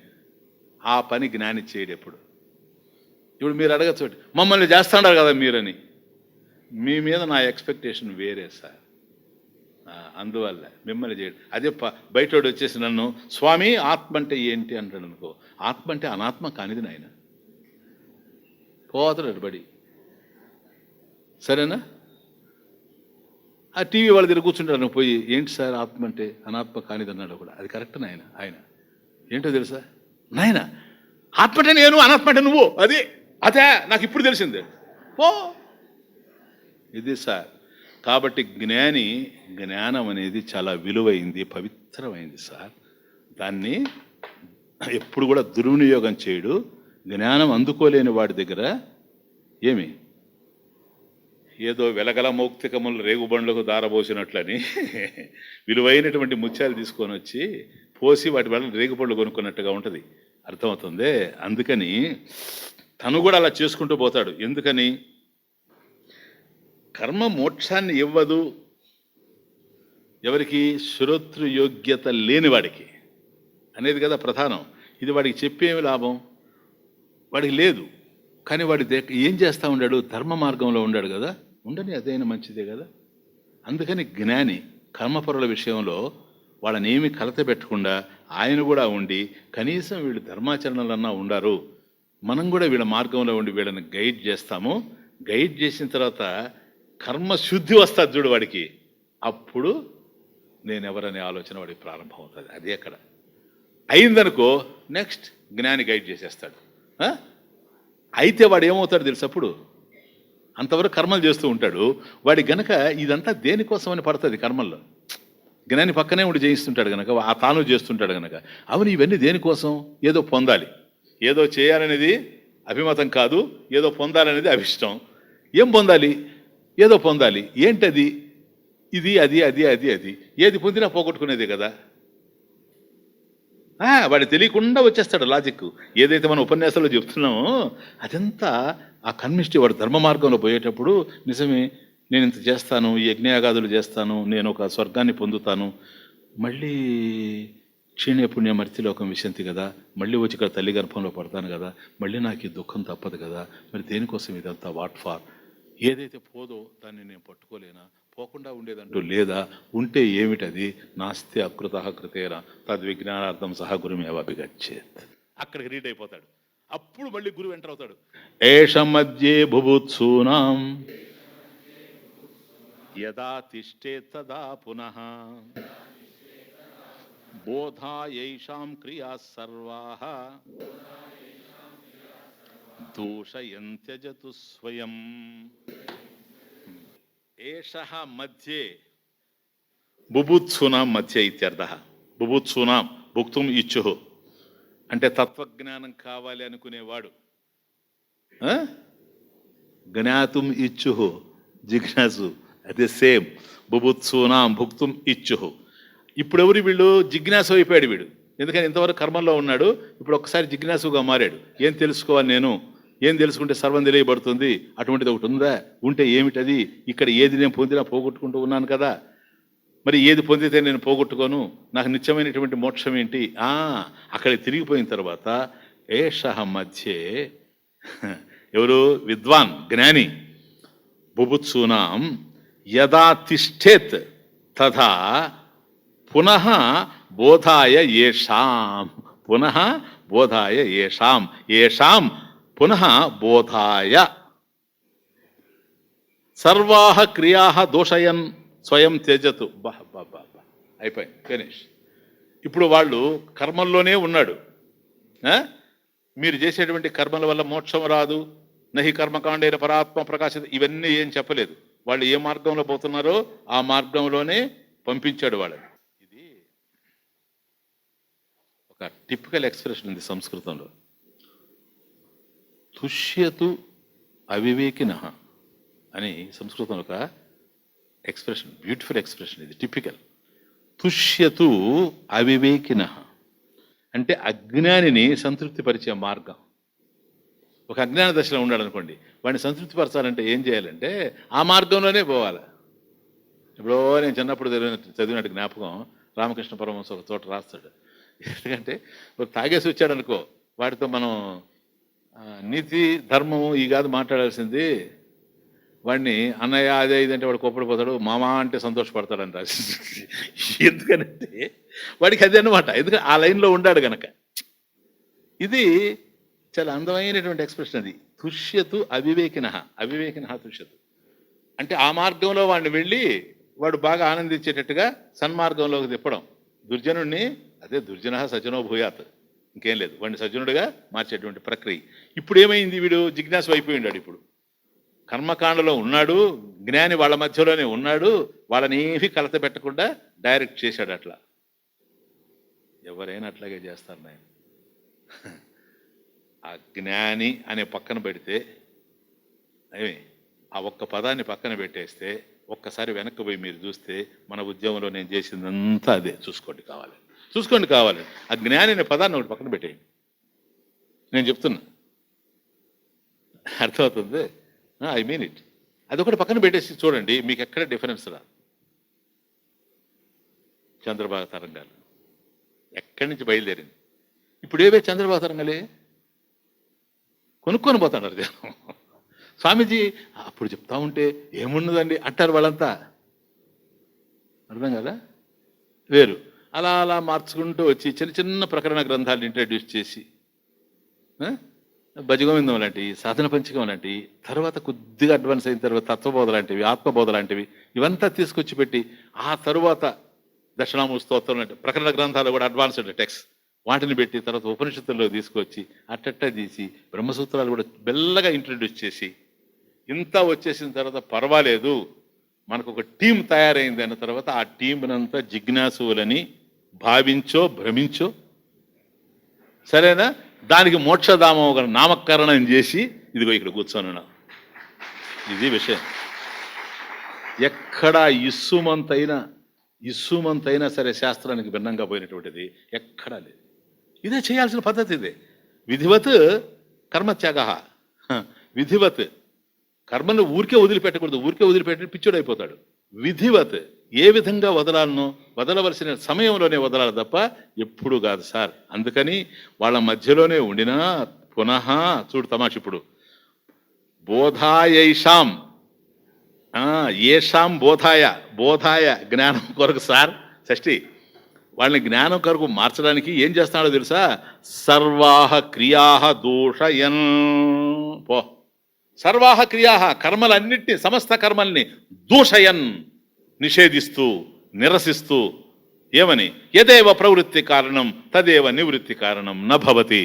ఏదైతే ప్రవృత్తి కారణమైందో అది నివృత్తి కారణమయ్యేందుకు అవకాశమే లేదు. కాబట్టి అజ్ఞానజనితమైనటువంటి కర్మలు నీకు జ్ఞానాన్ని ప్రసాదించేందుకు అవకాశం లేదు అని దూషయన్, తీవ్రంగా వాటిని వ్యతిరేకిస్తూ స్వయం త్యజతో, స్వయం ఆయన తనకు తానుగా త్యజతో, హి హ్యాస్ అబండెంట్, వదిలేశాడు అంతే. ఇప్పుడు ఇంతకుముందు వాళ్ళ మధ్యలో ఉండి చేస్తూ తనకు అవసరం లేనిది వాళ్ళని మార్పు చేసుకుంటూ, ఎట్లాగో తుష్యతో అవివేకిన, వాళ్ళు బుభుత్సూనాం, వాళ్ళు ముముక్షువులుగా మారిన తరువాత, వాళ్ళు జిజ్ఞాసువులుగా మారిన తర్వాత ఇప్పుడు బోధ చేస్తూ ఉన్నాడు. ఏమని? నహి కర్మకాండైన పరాత్మ ప్రకాశతే. కర్మలు జ్ఞానాన్ని ప్రసాదించలేవు అని ఇప్పుడేం చేస్తున్నాడు? తను చేయకుండా ఉన్నాడు, చేస్తూ చేయని వాడై ఉన్నాడు. కుర్వన్నపి నలిప్యతే, కుర్వన్ అపి నలిప్యతే. ఇప్పుడు వాళ్ళని కూడా అదే స్థాయికి తీసుకెళ్తాను. చూచారు ఇప్పుడు జ్ఞాని యొక్క వైభవం. తన వైభవంలో తాను ఉంటూ మరొకరి స్థాయికి తాను దిగజారినట్టుగా కనపడుతూ వాళ్ళ స్థాయిలో వాళ్ళతో కలిసి మెలుగుతూ వాళ్ళని వృద్ధి చేసుకుంటూ మెట్టుగా పైకి తీసుకొని వస్తూ ఒక దశలో తాను వదిలేస్తూ వాళ్ళు వదిలే స్థాయికి తీసుకొచ్చినప్పుడు తాను వదిలేస్తూ. Wonderful wonderful. అవిద్వదనుసారేణ వృత్తిర్బుద్ధస్య యుజ్యతే, స్తనందయానుసారేణ వర్తతే తత్పితాయతః. Very good very good very good. అయిపోతుంది.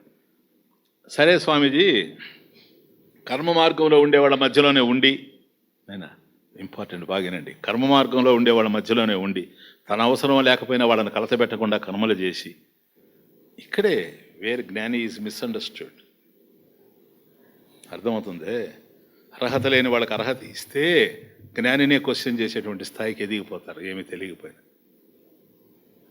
ఏమి ఇది ఎట్లా, ఏమి ఇట్లుంటే ఏమిటి, అట్లుంటే ఏమిటి, ఆయన ఏమిటి, ఇవన్నీ ఏంటంటే అసలు ఎక్స్పెక్ట్ చేయకూడదు కూడా. ఒక అజ్ఞాని జ్ఞానిని అర్థం చేసుకోవాలని ప్రయత్నం చేయడం కూడా చాలా తప్పు. అది వాళ్ళ పరిధిలోది కాదు. మనకు జ్ఞాని అర్థం కాకపోయినా పర్వాలేదు, కానీ మనం జ్ఞానికి అర్థం కావాలని ప్రయత్నం చేయడం దురదృష్టకరమైన విషయం. అసలు ఆయన మన స్థాయికి దిగజారిందే మనల్ని పైకి ఎగబ్రాకెట్ చేయడానికే, కానీ ఆయన దిగజారడానికి కాదు. ఆయన అచీవ్ చేయాల్సింది ఏమీ లేదు. అదే నెక్స్ట్ వీక్ లెక్చర్ అంతా. కనుక వెరీ ఇంపార్టెంట్. సరే స్వామీజీ కర్మిష్ఠుల మధ్య ఉన్నాడు, వాళ్ళని గైడ్ చేసుకుంటూ వచ్చాడు, బాగుంది. తుష్యతో అవివేకిన మీరు చెప్పింది బాగా అర్థమైంది. ఆ తర్వాత వాళ్ళకే కర్మల మీద వెగటొచ్చేసింది. వెగటొచ్చినప్పుడు నేను ఎట్లా నిత్యతృప్తిని పొందుతాననేటువంటి ప్రశ్న వాళ్ళకి పడినప్పుడు అప్పుడు బోధ చేస్తూ వాళ్ళు అనుకూలంగా వచ్చేసారు కనుక కర్మల్ని ఇప్పుడు త్యజించవచ్చు. ఒకవేళ ఇప్పుడు త్యజించకపోయినా ఏదో ఒకరోజు మీరు త్యజించాలి అనేటువంటి భావనను వాళ్ళకు స్ఫురింపజేస్తూ తను త్యజించేస్తాడు. అంటే కర్మలు చేయడని కాదు, చేస్తూ ఉండినా వాటి యందు సంకల్పం లేకుండా ఉంటాడు. అసంగోహం అసంగోహం, అంతే అంతే. సరే స్వామీజీ, ఇది బాగుంది. అటు ఇటు కాకుండా అజ్ఞానులు ఉంటారే, వాళ్ళ మధ్యలో ఉంటే అజ్ఞాని. కర్మిష్ఠుల మధ్యలో ఉన్నాడు, వాళ్ళని గైడ్ చేశాడు. ముముక్షుల మధ్యకి వచ్చాడు, జిజ్ఞాసులు, వాళ్ళని గైడ్ చేసేసాడు, వాళ్ళని జ్ఞానం వైపు తిప్పేశాడు. ఇప్పుడు చూడండి, అవిద్వత్ అనుసారేణ వృత్తి అంటే ఇక్కడ వర్తనము, వృత్తి వర్తనము ప్రవర్తనము. బుద్ధస్య అంటే జ్ఞాని, బుద్ధ నిత్య శుద్ధ బుద్ధ జ్ఞాని. బుద్ధస్య జ్ఞాని యొక్క వృత్తి ప్రవర్తనం ఏదైతే ఉందో అది అవిద్వత్ అనుసారేణ. అజ్ఞాని ఎవడైతే ఉంటాడో ఆ అజ్ఞానికి అనుసారేణ అనుకూలంగా జ్ఞాని ప్రవర్తన ఉండడం యుక్త. ఒకవేళ అజ్ఞానే ఉండాడు అనుకోండి సార్, ఇప్పుడు వీడు కర్మిష్టి కాదు, ముముక్షువు కాదు, అజ్ఞాని, పరమ అజ్ఞాని. నిదానం వాడు ఇప్పుడు ఎర్రగడ్డ అంటే పెద్దవాడు అంటుంటాడు, అర్థమవుతుంది? వాడు మాట్లాడేదానికి అర్థమే ఉండదు. అటువంటి వాడి మధ్య పడితే జ్ఞాని. మీకు అర్థమవుతుంది? ఇప్పుడు it's a clear observation of జ్ఞానిస్ బిహేవియర్. అటువంటి వాళ్ళ మధ్య పడ్డాడు అనుకో, అప్పుడేం చేస్తాడు? బుద్ధస్య విదుషస్య జ్ఞాని యొక్క వృత్తి ప్రవర్తనము తదనుసారేణ, వాళ్ళకు అనుకూలంగా. ఎవరికి అనుకూలంగా?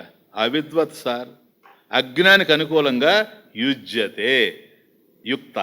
అలా ఉండడం అనేటువంటిది యుక్తం. కథం, ఎట్లా యుక్తం స్వామీజీ? జ్ఞాని ఎక్కడ, అజ్ఞాని వాడు. పోని ముముక్షు అంటే వేరే విషయం, కర్మిష్ఠ అంటే వేరే విషయం. మరీ అజ్ఞాని ఆ దౌర్భాగ్యంతో ఈయన వాడికి అనుకూలంగా ఉండడం ఏంటి? ఇదిగో స్తనందయానుసారేణ, స్తనందయ అనుసారేణ. ఇదొక విచిత్రమైన పదం.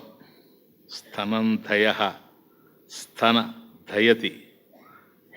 ఇది దయతి అనే పదం. ఆయన దయతి అంటే పిబతి, ధయతి అంటే పిబతి, రూట్ మీనింగ్ పోతే. కాబట్టి ధయతి అనేదే పదం.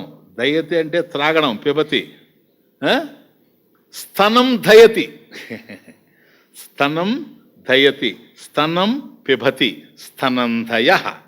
అది దయతి శబ్దార్థంలో నుంచి పిబతి, పిబతిలో నుంచి కనుక తీసుకొని స్తన అనేది కనుక పట్టుకుంటే స్తనంధయ, స్తనంధయతి అంటే స్తనం పిబతి. చనుబాలు నాయన, చనుబాలు తాగడం, స్తనం చనులు, పిబతి అదే ధయతి. స్తనంధయ అనుసారేణ, ఆ పాలు తాగే పిల్లలు ఉంటారే శిశువులు అని అర్థం, ఇంకే లేదు. స్తనంధయ అనుసారేణ వాళ్ళని అనుసరించి, యతః యస్మాత్ కారణాత్ స్తనంధయతి. ఆ పిల్లలు ఎటువంటి బిడ్డవాడు? సకిలింగ్ చైల్డ్, సకిలింగ్ చైల్డ్, సరేనా? స్తన్యపానం చేసేటువంటి వాడు. ఆ బిడ్డను అనుసరించి తత్పిత, తత్పిత శిశోహ పిత, ఆ బిడ్డ యొక్క తండ్రిలా వర్తతే, ప్రవర్తతే. అవునా? ఇప్పుడు వాడు పాలు తాగాడంటే నేను పాలు తాగాడని కాదు, వాడిని అనుసరించి పాలు తాగుతాడని కాదు అర్థం. వాడు పాలు తాగుతాడే, ఆ పాలు తాగే పిల్లవాడిని అనుసరించాను అంటే వాడి లాంగ్వేజ్ ఈయన లాంగ్వేజ్ ఘోరం. గచ్చిబుచ్చి గలీబాలే వాడులా గచ్చిబుచ్చి అంటే వీడు ఈయన ఈయన ఈయన ఎవరో తెలుసా? ఈయన తెలుగు ప్రొఫెసర్ సార్. వాడు గచ్చిబుచ్చి అంటే వాడు పక్కన కూర్చొని గచ్చిబుచ్చి, ఈయన ఇంకొంత మోడలేషన్. గిలిబులి, వాడు గిలిబులి. రే గచ్చిబుచ్చి ఏదిరా అంటే బాలు. గిలిబిలి, గలిబిలి ఏదిరా గిలక, గలిబిలి గిలక, గచ్చిబుచ్చి బా. ఓరే ఓరే, ఎందుకో తెలుసా? ఇప్పుడు ఈయన నేను ప్రొఫెసర్ రా, గ్రాంధికమైన భాషలో మాట్లాడతానంటే పిల్లడు బోరని ఏడుస్తాడు. వాళ్ళ అమ్మ వచ్చి ఏమిరా ఏమి నాలేదు మాట్లాడతాడని. అర్థం కాలేదు, అర్థం కాలేదు. వాడు అర్థం కాలేదని కూడా చెప్పలేడు ఆ వయసులో, పాలు తాగే వయసులో. అంటే ఆవిడ అంటది నాకే అర్థమైంది చావాలి, ఇంకా నీకేం అర్థం అవుతాడు, 20 సంవత్సరాలు అయింది. ఇది పర్సనల్ ప్రాబ్లం మళ్ళీ. ఇప్పుడు అర్థమవుతుంది. కాబట్టి స్తనంధయ అనుసారేణ వర్తతే యత్పిత, యత్పిత శిశోహ పిత స్తనంధయ, ఆ పిల్లవాడిని అనుసరించే ఉంటాడు ఎప్పుడు. తత్పిత యతః వర్తతే, యస్మాత్ కారణాత్ వర్తతే, అనువర్తతే, అనుసారేణ వర్తతే ఇది. క్లియర్? ఇప్పుడు స్కనందయోపమానం. అయా ఈ స్కనందయ అని చెప్పాడు కదా ఇప్పుడు, అంటే స్తన్యపానం చేసే పిల్లవాడు. ఇది ఎట్లాగో ఒకసారి అనుసరించేది ఎట్లా వాడిని? నేనేదో చెప్పాను అనుకోండి, నాకు దోచిన భాష గచ్చిపుచ్చి అనుసరించడం ఎట్లా? కథం కథం ప్రవర్తతే, తత్పిత కథం ప్రవర్తతే. నెక్స్ట్, అధిక్షిప్త తాడితోవా, అధిక్షిప్త స్థాడితోవా బాలేన స్వపిత తథా న క్లిశ్నాతి న కుప్యేత బాలం ప్రత్యుతలాలయేత్. అధిక్షిప్త విడిపించుకోవడం అని అర్థం. అధిక్షిప్త అంటే పిల్లవాడు అంటే ఇంకొక కొద్ది పెరిగాడు. ఇప్పుడు అర్థమైందే? వీడు స్తనందయ కాదు, ఇప్పుడు ఇంకొద్ది పెరిగాడు. స్తనందయ స్థాయి కాదు ఇది, డింగ్ డాంగ్ బెల్. ఈ డింగ్ డాంగ్ బెల్ ఫెలో అధిక్షిప్త. ఇదిగో వాడు ఆడుకుంటుంటాడు అనుకోండి, తండ్రి పోయి పట్టుకుంటాడు, వాడు ఒక్కసారి విజిట్ చేస్తాడు, అట్లా పరిగెత్తుకుంటూ వాడు వెళ్తాడు, తండ్రి చూస్తూ ఉంటాడు. ఇది ఎక్కడో ఎవరో చేసినట్టుగా ఉంది, ఎవరా ఎవరా. అక్కడి నుంచి వాడు అమ్మా. ఒకప్పుడు ఆవిడ కూడా ఇట్లాగే అన్నది, మెమరీ మెమరీ. అధిక్షిప్త, ఇది అగౌరవం లాగా ఉంటుంది. అగౌరవం అదే, అగౌరవం కాదు. తండ్రి చేయబట్టుకుంటే వాడు విదిలించేసిపోవడము. నెక్స్ట్, ఇది మేలుకొని ఉన్నప్పుడు నిద్రలో తాడితోవా, కాలుతో గట్టిగా తన్నడము. ఇది తన్నడమో తన్నించుకోవడమో నాకు తెలియదు. ఒక దాంట్లో అనుభవం ఉండొచ్చు, అది జ్ఞాపకం లేదు. రెండోది అనుభవం లేదు. ఇప్పుడు పిల్లవాడు వచ్చి రాత్రి అది పనిగా ఫుట్బాల్ దాన్నట్టుగా ఎందుకు తంతాడు తండ్రిని, ఈయన తన్నించుకుంటాడు. అందువల్ల తాడితహ అంటే తన్నించుకోవడం. ఇది విచిత్రం. ఎవరో తంతే తన్నించుకోవడం, ఎవరో కొడితే కొట్టించుకోవడం. సరేనా? ఆ తన్నేవాడిని కొట్టేవాడిని సాయంత్రం పిలిచి దగ్గర పండబెట్టుకున్నదేనే అది విషయం. నాయనా గచ్చిపుచ్చారా? వీడు గచ్చిపుచ్చి కాదు, వీడు ఇంకొంత పెద్దవాడు. వీడు టింకో, ఇదేందు కర్మ, రా వాడు వస్తాడు. వాడు నా దగ్గర పడుకుంటావా, అమ్మ దగ్గర పడుకుంటావా అని అనే లోపల ఈయన అంటాడు, పడుకుంటే ఉదయం రూపాయి. వాడు నీ దగ్గరే పచ్చుడు పడుకుంటాడు. పడుకొని కొద్దిసేపు అయింది అనుకోండి, కొట్టాడంటే కాలుతో పొట్టలేదు అంతంటే. ఎంత బాధ వేస్తుంది ఎవరైనా కొడితే. వాడు తంతు ఉంటే ఉండలే, వేధవా అబ్బా సంసారమా, తాడితా తనులు తిని బాలేనా స్వపిత. ఎవడో వచ్చి కొట్టాడు, వాడి కొడుకే కొట్టేది. ఎందుకని? వాడి కొడుకునే కదా దగ్గర పెట్టుకుంటాడు. ఎవరిని దగ్గర చేరిస్తే వాళ్ళు తన్నిపోతారు, జాగ్రత్త. ఇంక్లూడింగ్ ద శిష్యాస్. That is Kaliyuga. స్వపిత తదా. ఇప్పుడు చూడండి తమాషా చూడండి. ఇప్పుడు వాడు తన్నాడని లేక వాడు విధిలించుకొని అమర్యాదగా ప్రవర్తించాడని నక్లిష్నాతి. జ్ఞాని సార్ నక్లిష్నాతి. క్లిష్నాతి నా తండ్రి, పిత, స్వపిత బాధపడతాడా? బాధపడినే పడ్డా. నా కుప్యత. వాడిని కోప్పడి లేపి కొట్టి గోడ కూర్చేయిస్తాడు. వాడికే గోడ కూర్చేస్తే మళ్ళీ దాంతో నిద్రపోతాడు. అందువల్ల ప్రత్యుత. ఆ శబ్దం ఏంటి అర్థం? On the other hand. తెలుగులో అంటే అంతే, బాధపడడు, కోప్పడడు, పైగా బాలం పిల్లవాడిని లాలయేత్ ఓరడిస్తాడు. ఎందుకో తెలుసా? మళ్ళీ దన్నకుండా మెల్లమెల్లగా నాయన పడుకోరా బుజ్జి ఏదో ఎంత మ్యూజిక్ ఆర్డి బర్మన్ కూడా పనికిరాడు. ఆ టైంలో మ్యూజిక్ రానివాడు కూడా మ్యూజిక్ వచ్చే టైం అది. అర్థమవుతుంది? ఇంతే. ఇది దృష్టాంత సిద్ధం అర్థం. ఇప్పుడు మళ్ళీ ఏం కావాలి? దార్ష్టాంతేన యోజయతి. ఈ పిల్లవాడు ఈ తన్నడము, అంతకుముందు వాడు ఎవరు స్తనందయ అనుసారేణ, ఇక్కడ వచ్చేసి అధిక్షిప్త, తాడిత. ఇదంతా కూడా ఎగ్జాంపుల్సే కదా, ఉదాహరణలు కదా నేను ఇవంతా దృష్టాంతాలు. ఈ దృష్టాంతాన్ని మళ్ళీ ద్రాష్టాంతంతో యోజయతి కలపాల్సిన అవసరం ఉంది. ఎస్. నిందిత స్తూయమానోవా విద్వానగ్నైర్న నిందతి నస్తౌతి కింతు తేషాం స్యాత్ యదా బోధస్తదాచరేత్. What a guru, what a guru. Heart is melting. నిందిత, గురువుని నిందించిన గొప్ప కార్యం, ఘనమైనటువంటి కార్యం. నిందిత. ఎవరు నిందిస్తారు? జ్ఞానం కలిగిన వాడు నిందించడు. ఒక గురువుని నిందించేవాడు జ్ఞానహీనుడు, నికృష్టుడు. నిందిత, ఒకడు నిందిస్తూ ఉంటాడు. ఇంకోడు స్తూయమాన, పొగుడుతూ ఉంటాడు. ఆయన దేవుడు అండి అంటాడు. వీడికి సోర్సు లేదు, వాడికి సోర్సు లేదు. ఒక జ్ఞానిని నిందించడం వాడి నికృష్ట స్వభావం. ఒక జ్ఞానిని పొగడడం వీడి యొక్క ఉత్కృష్టమైనటువంటి స్వభావం కావచ్చేమో కానీ ఇద్దరికీ జ్ఞాని అర్థం కాలేదు. వీళ్ళిద్దరు లెవెల్లోకి వస్తే వాడన్నా అవుతాడు జ్ఞాని, వీడన్నా అవుతాడు. వీడు కాదు జ్ఞాని, వాడు కాదు. వచ్చిన బాధ అది.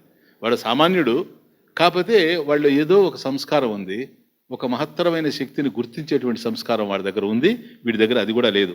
కాబట్టి నిందిత స్తూయమాన వా, నిందిత వా స్తూయమాన వా విద్వాన్ అగ్నై.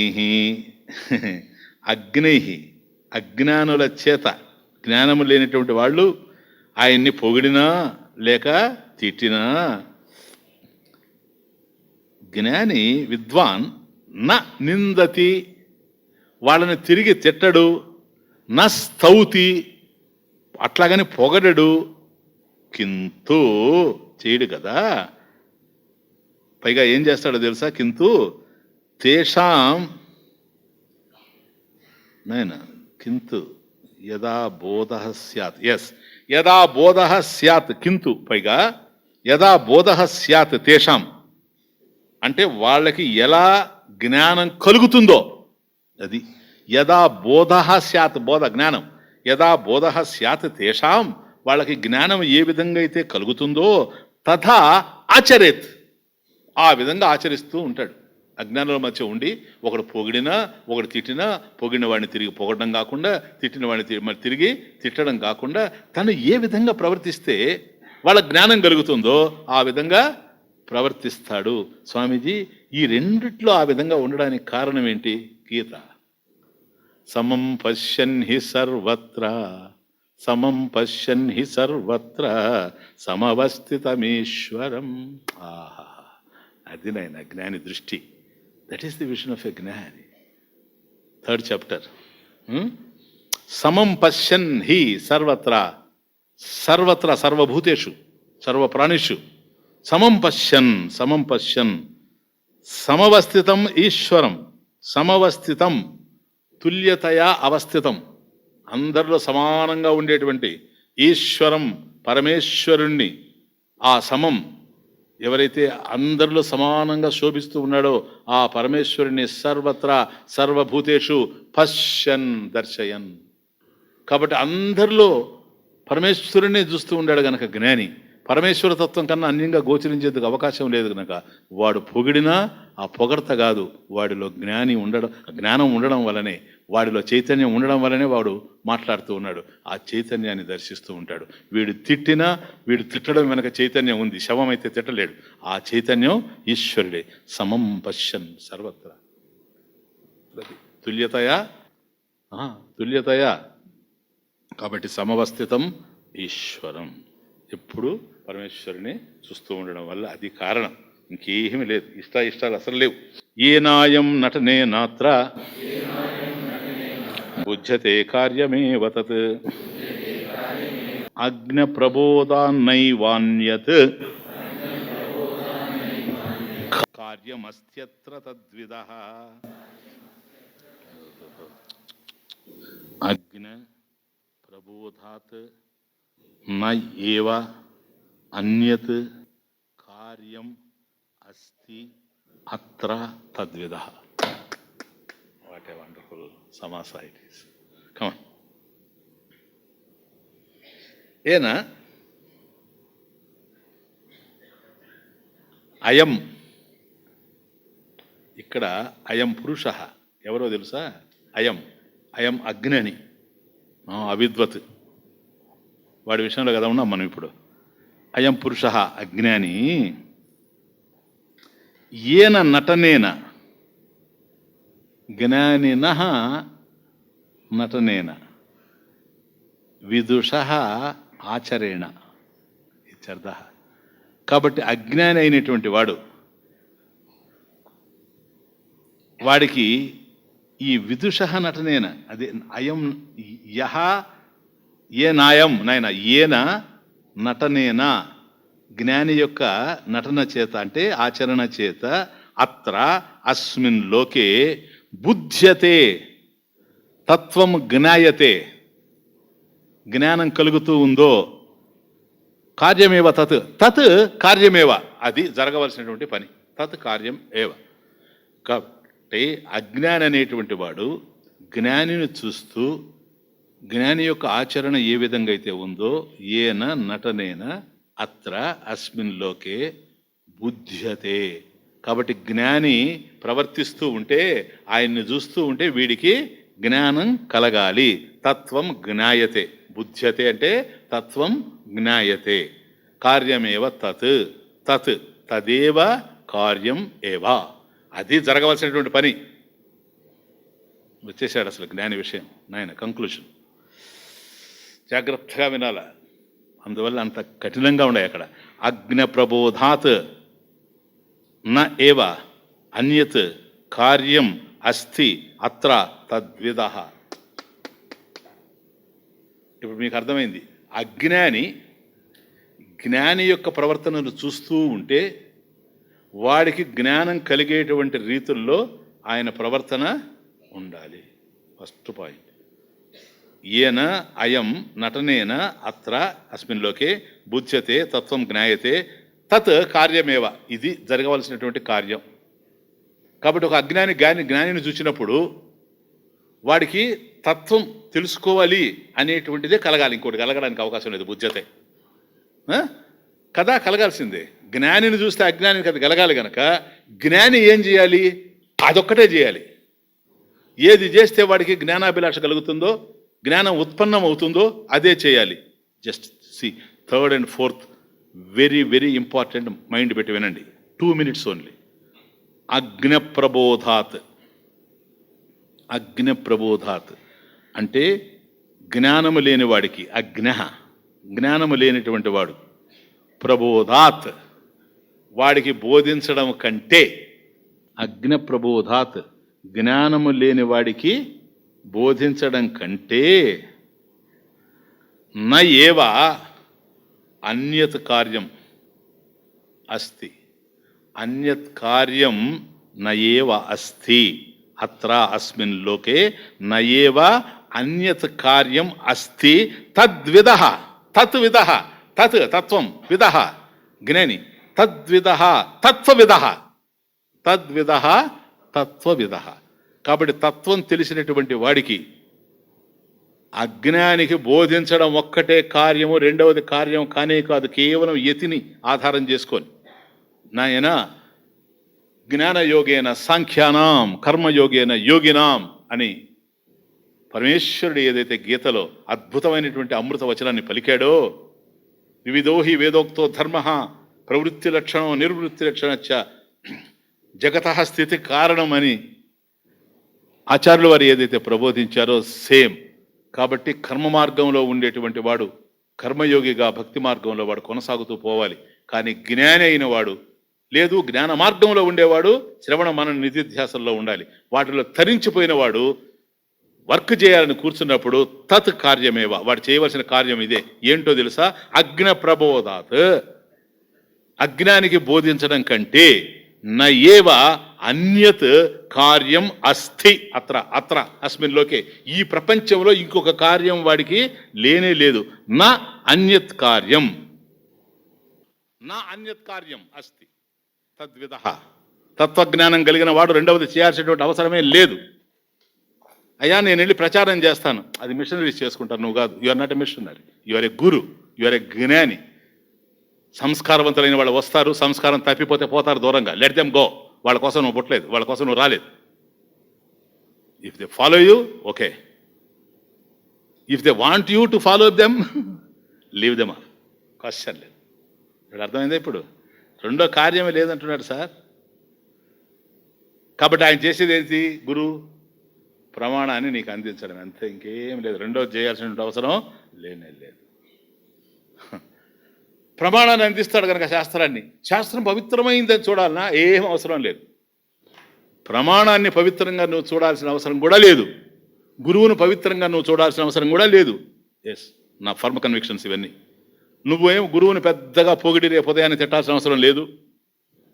అర్థమవుతుందే? శాస్త్రం మహా ఇదని, ఆ తర్వాత శాస్త్రం వేస్ట్ అని ఇవి మాట్లాడాల్సిన అవసరం లేదు. అష్టదరిద్రాలు వాటి వల్ల పాపం తెచ్చుకోవడమే.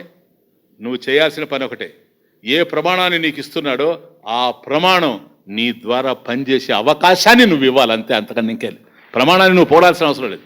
ప్రమాణాన్ని, అది ఆపరేషన్, ప్రమాణ ఆపరేషన్, అది జరగాల, జరిగేటట్టుగా నువ్వు సిద్ధపడాలి, అంతకన్నా ఇంకేం లేదు. అంతేగాని ఈ ఆలోపతి లేదు, మరో నా దవాఖానా అస్తి, నా అన్యదస్తి, నా దవాఖానా అస్తి, నా పాఠశాల అస్తి, నా గ్రంథాలయ అస్తి. ఎందుకని? Any one can do that job. ఎవడైనా చేయగలడు ఆ పని. కానీ గురువు ఇచ్చేటువంటి జ్ఞానం ఉందో చూచారా, అది ఇవ్వాలంటే వాడు గురువే అయి ఉండాలి తప్ప లేకపోతే ఇచ్చేటువంటి అవకాశం లేనే లేదు లేదు లేదు లేదు. ఇది కాబట్టి ఇటువంటి దాని అర్థం ఏంటి? సింపుల్ ఒక మాటలో చెప్పాలంటే ఇటువంటి అన్నీ కూడాను అన్యత్ కార్యం న కుర్యాత్ ఇత్యర్థ. క్లియర్గా ఇది విద్యారణ్య మనకి ఇక్కడ క్లియర్గా చెప్తూ ఉన్నాడు. శంకర ఆల్రెడీ చెప్పేశాడు, అయిపోయింది, ఇంకేం లేదు. ఇంకా వాళ్ళు చేయాల్సింది ఒక్కటే, ఉపదేశంతి తే జ్ఞానం. భగవాన్ తే జ్ఞానం ఉపదేక్ష్యంతి. ఎంత క్లియర్గా ఉంది. ఉపదేక్ష్యంతి అంటే ఏంటి? They must teach, they should teach. They must teach. వాళ్ళకి ఏం పనో తెలుసా? జ్ఞానం కనుక ఈరోజు వాళ్ళంత ఆనందంగా ఉండాలంటే ఈ ఆనందానికి కారణమైనటువంటి జ్ఞానాన్ని పదుగురికి పంచడమే సంప్రదాయం. That is holy, that tradition is holy, it's a holy tradition. దాంట్లో నుంచి మనం వచ్చాం, అంతే. క్లియర్? అటువంటి వాళ్ళు ధన్యులు, వాళ్ళని అనుసరించే వాళ్ళు ధన్యులు, వాళ్ళ మధ్యలో కూర్చుని ఉండేవాళ్ళు ధన్యులు. ఇక్కడి నుంచి 7 శ్లోకాలు ధన్య సప్తకం, 8వది ఫలశ్రుతి. Next week. ఓం పూర్ణమదః పూర్ణమిదం పూర్ణాత్ పూర్ణముదచ్యతే పూర్ణస్య పూర్ణమాదాయ పూర్ణమేవావశిష్యతే. ఓం శాంతి శాంతి శాంతి.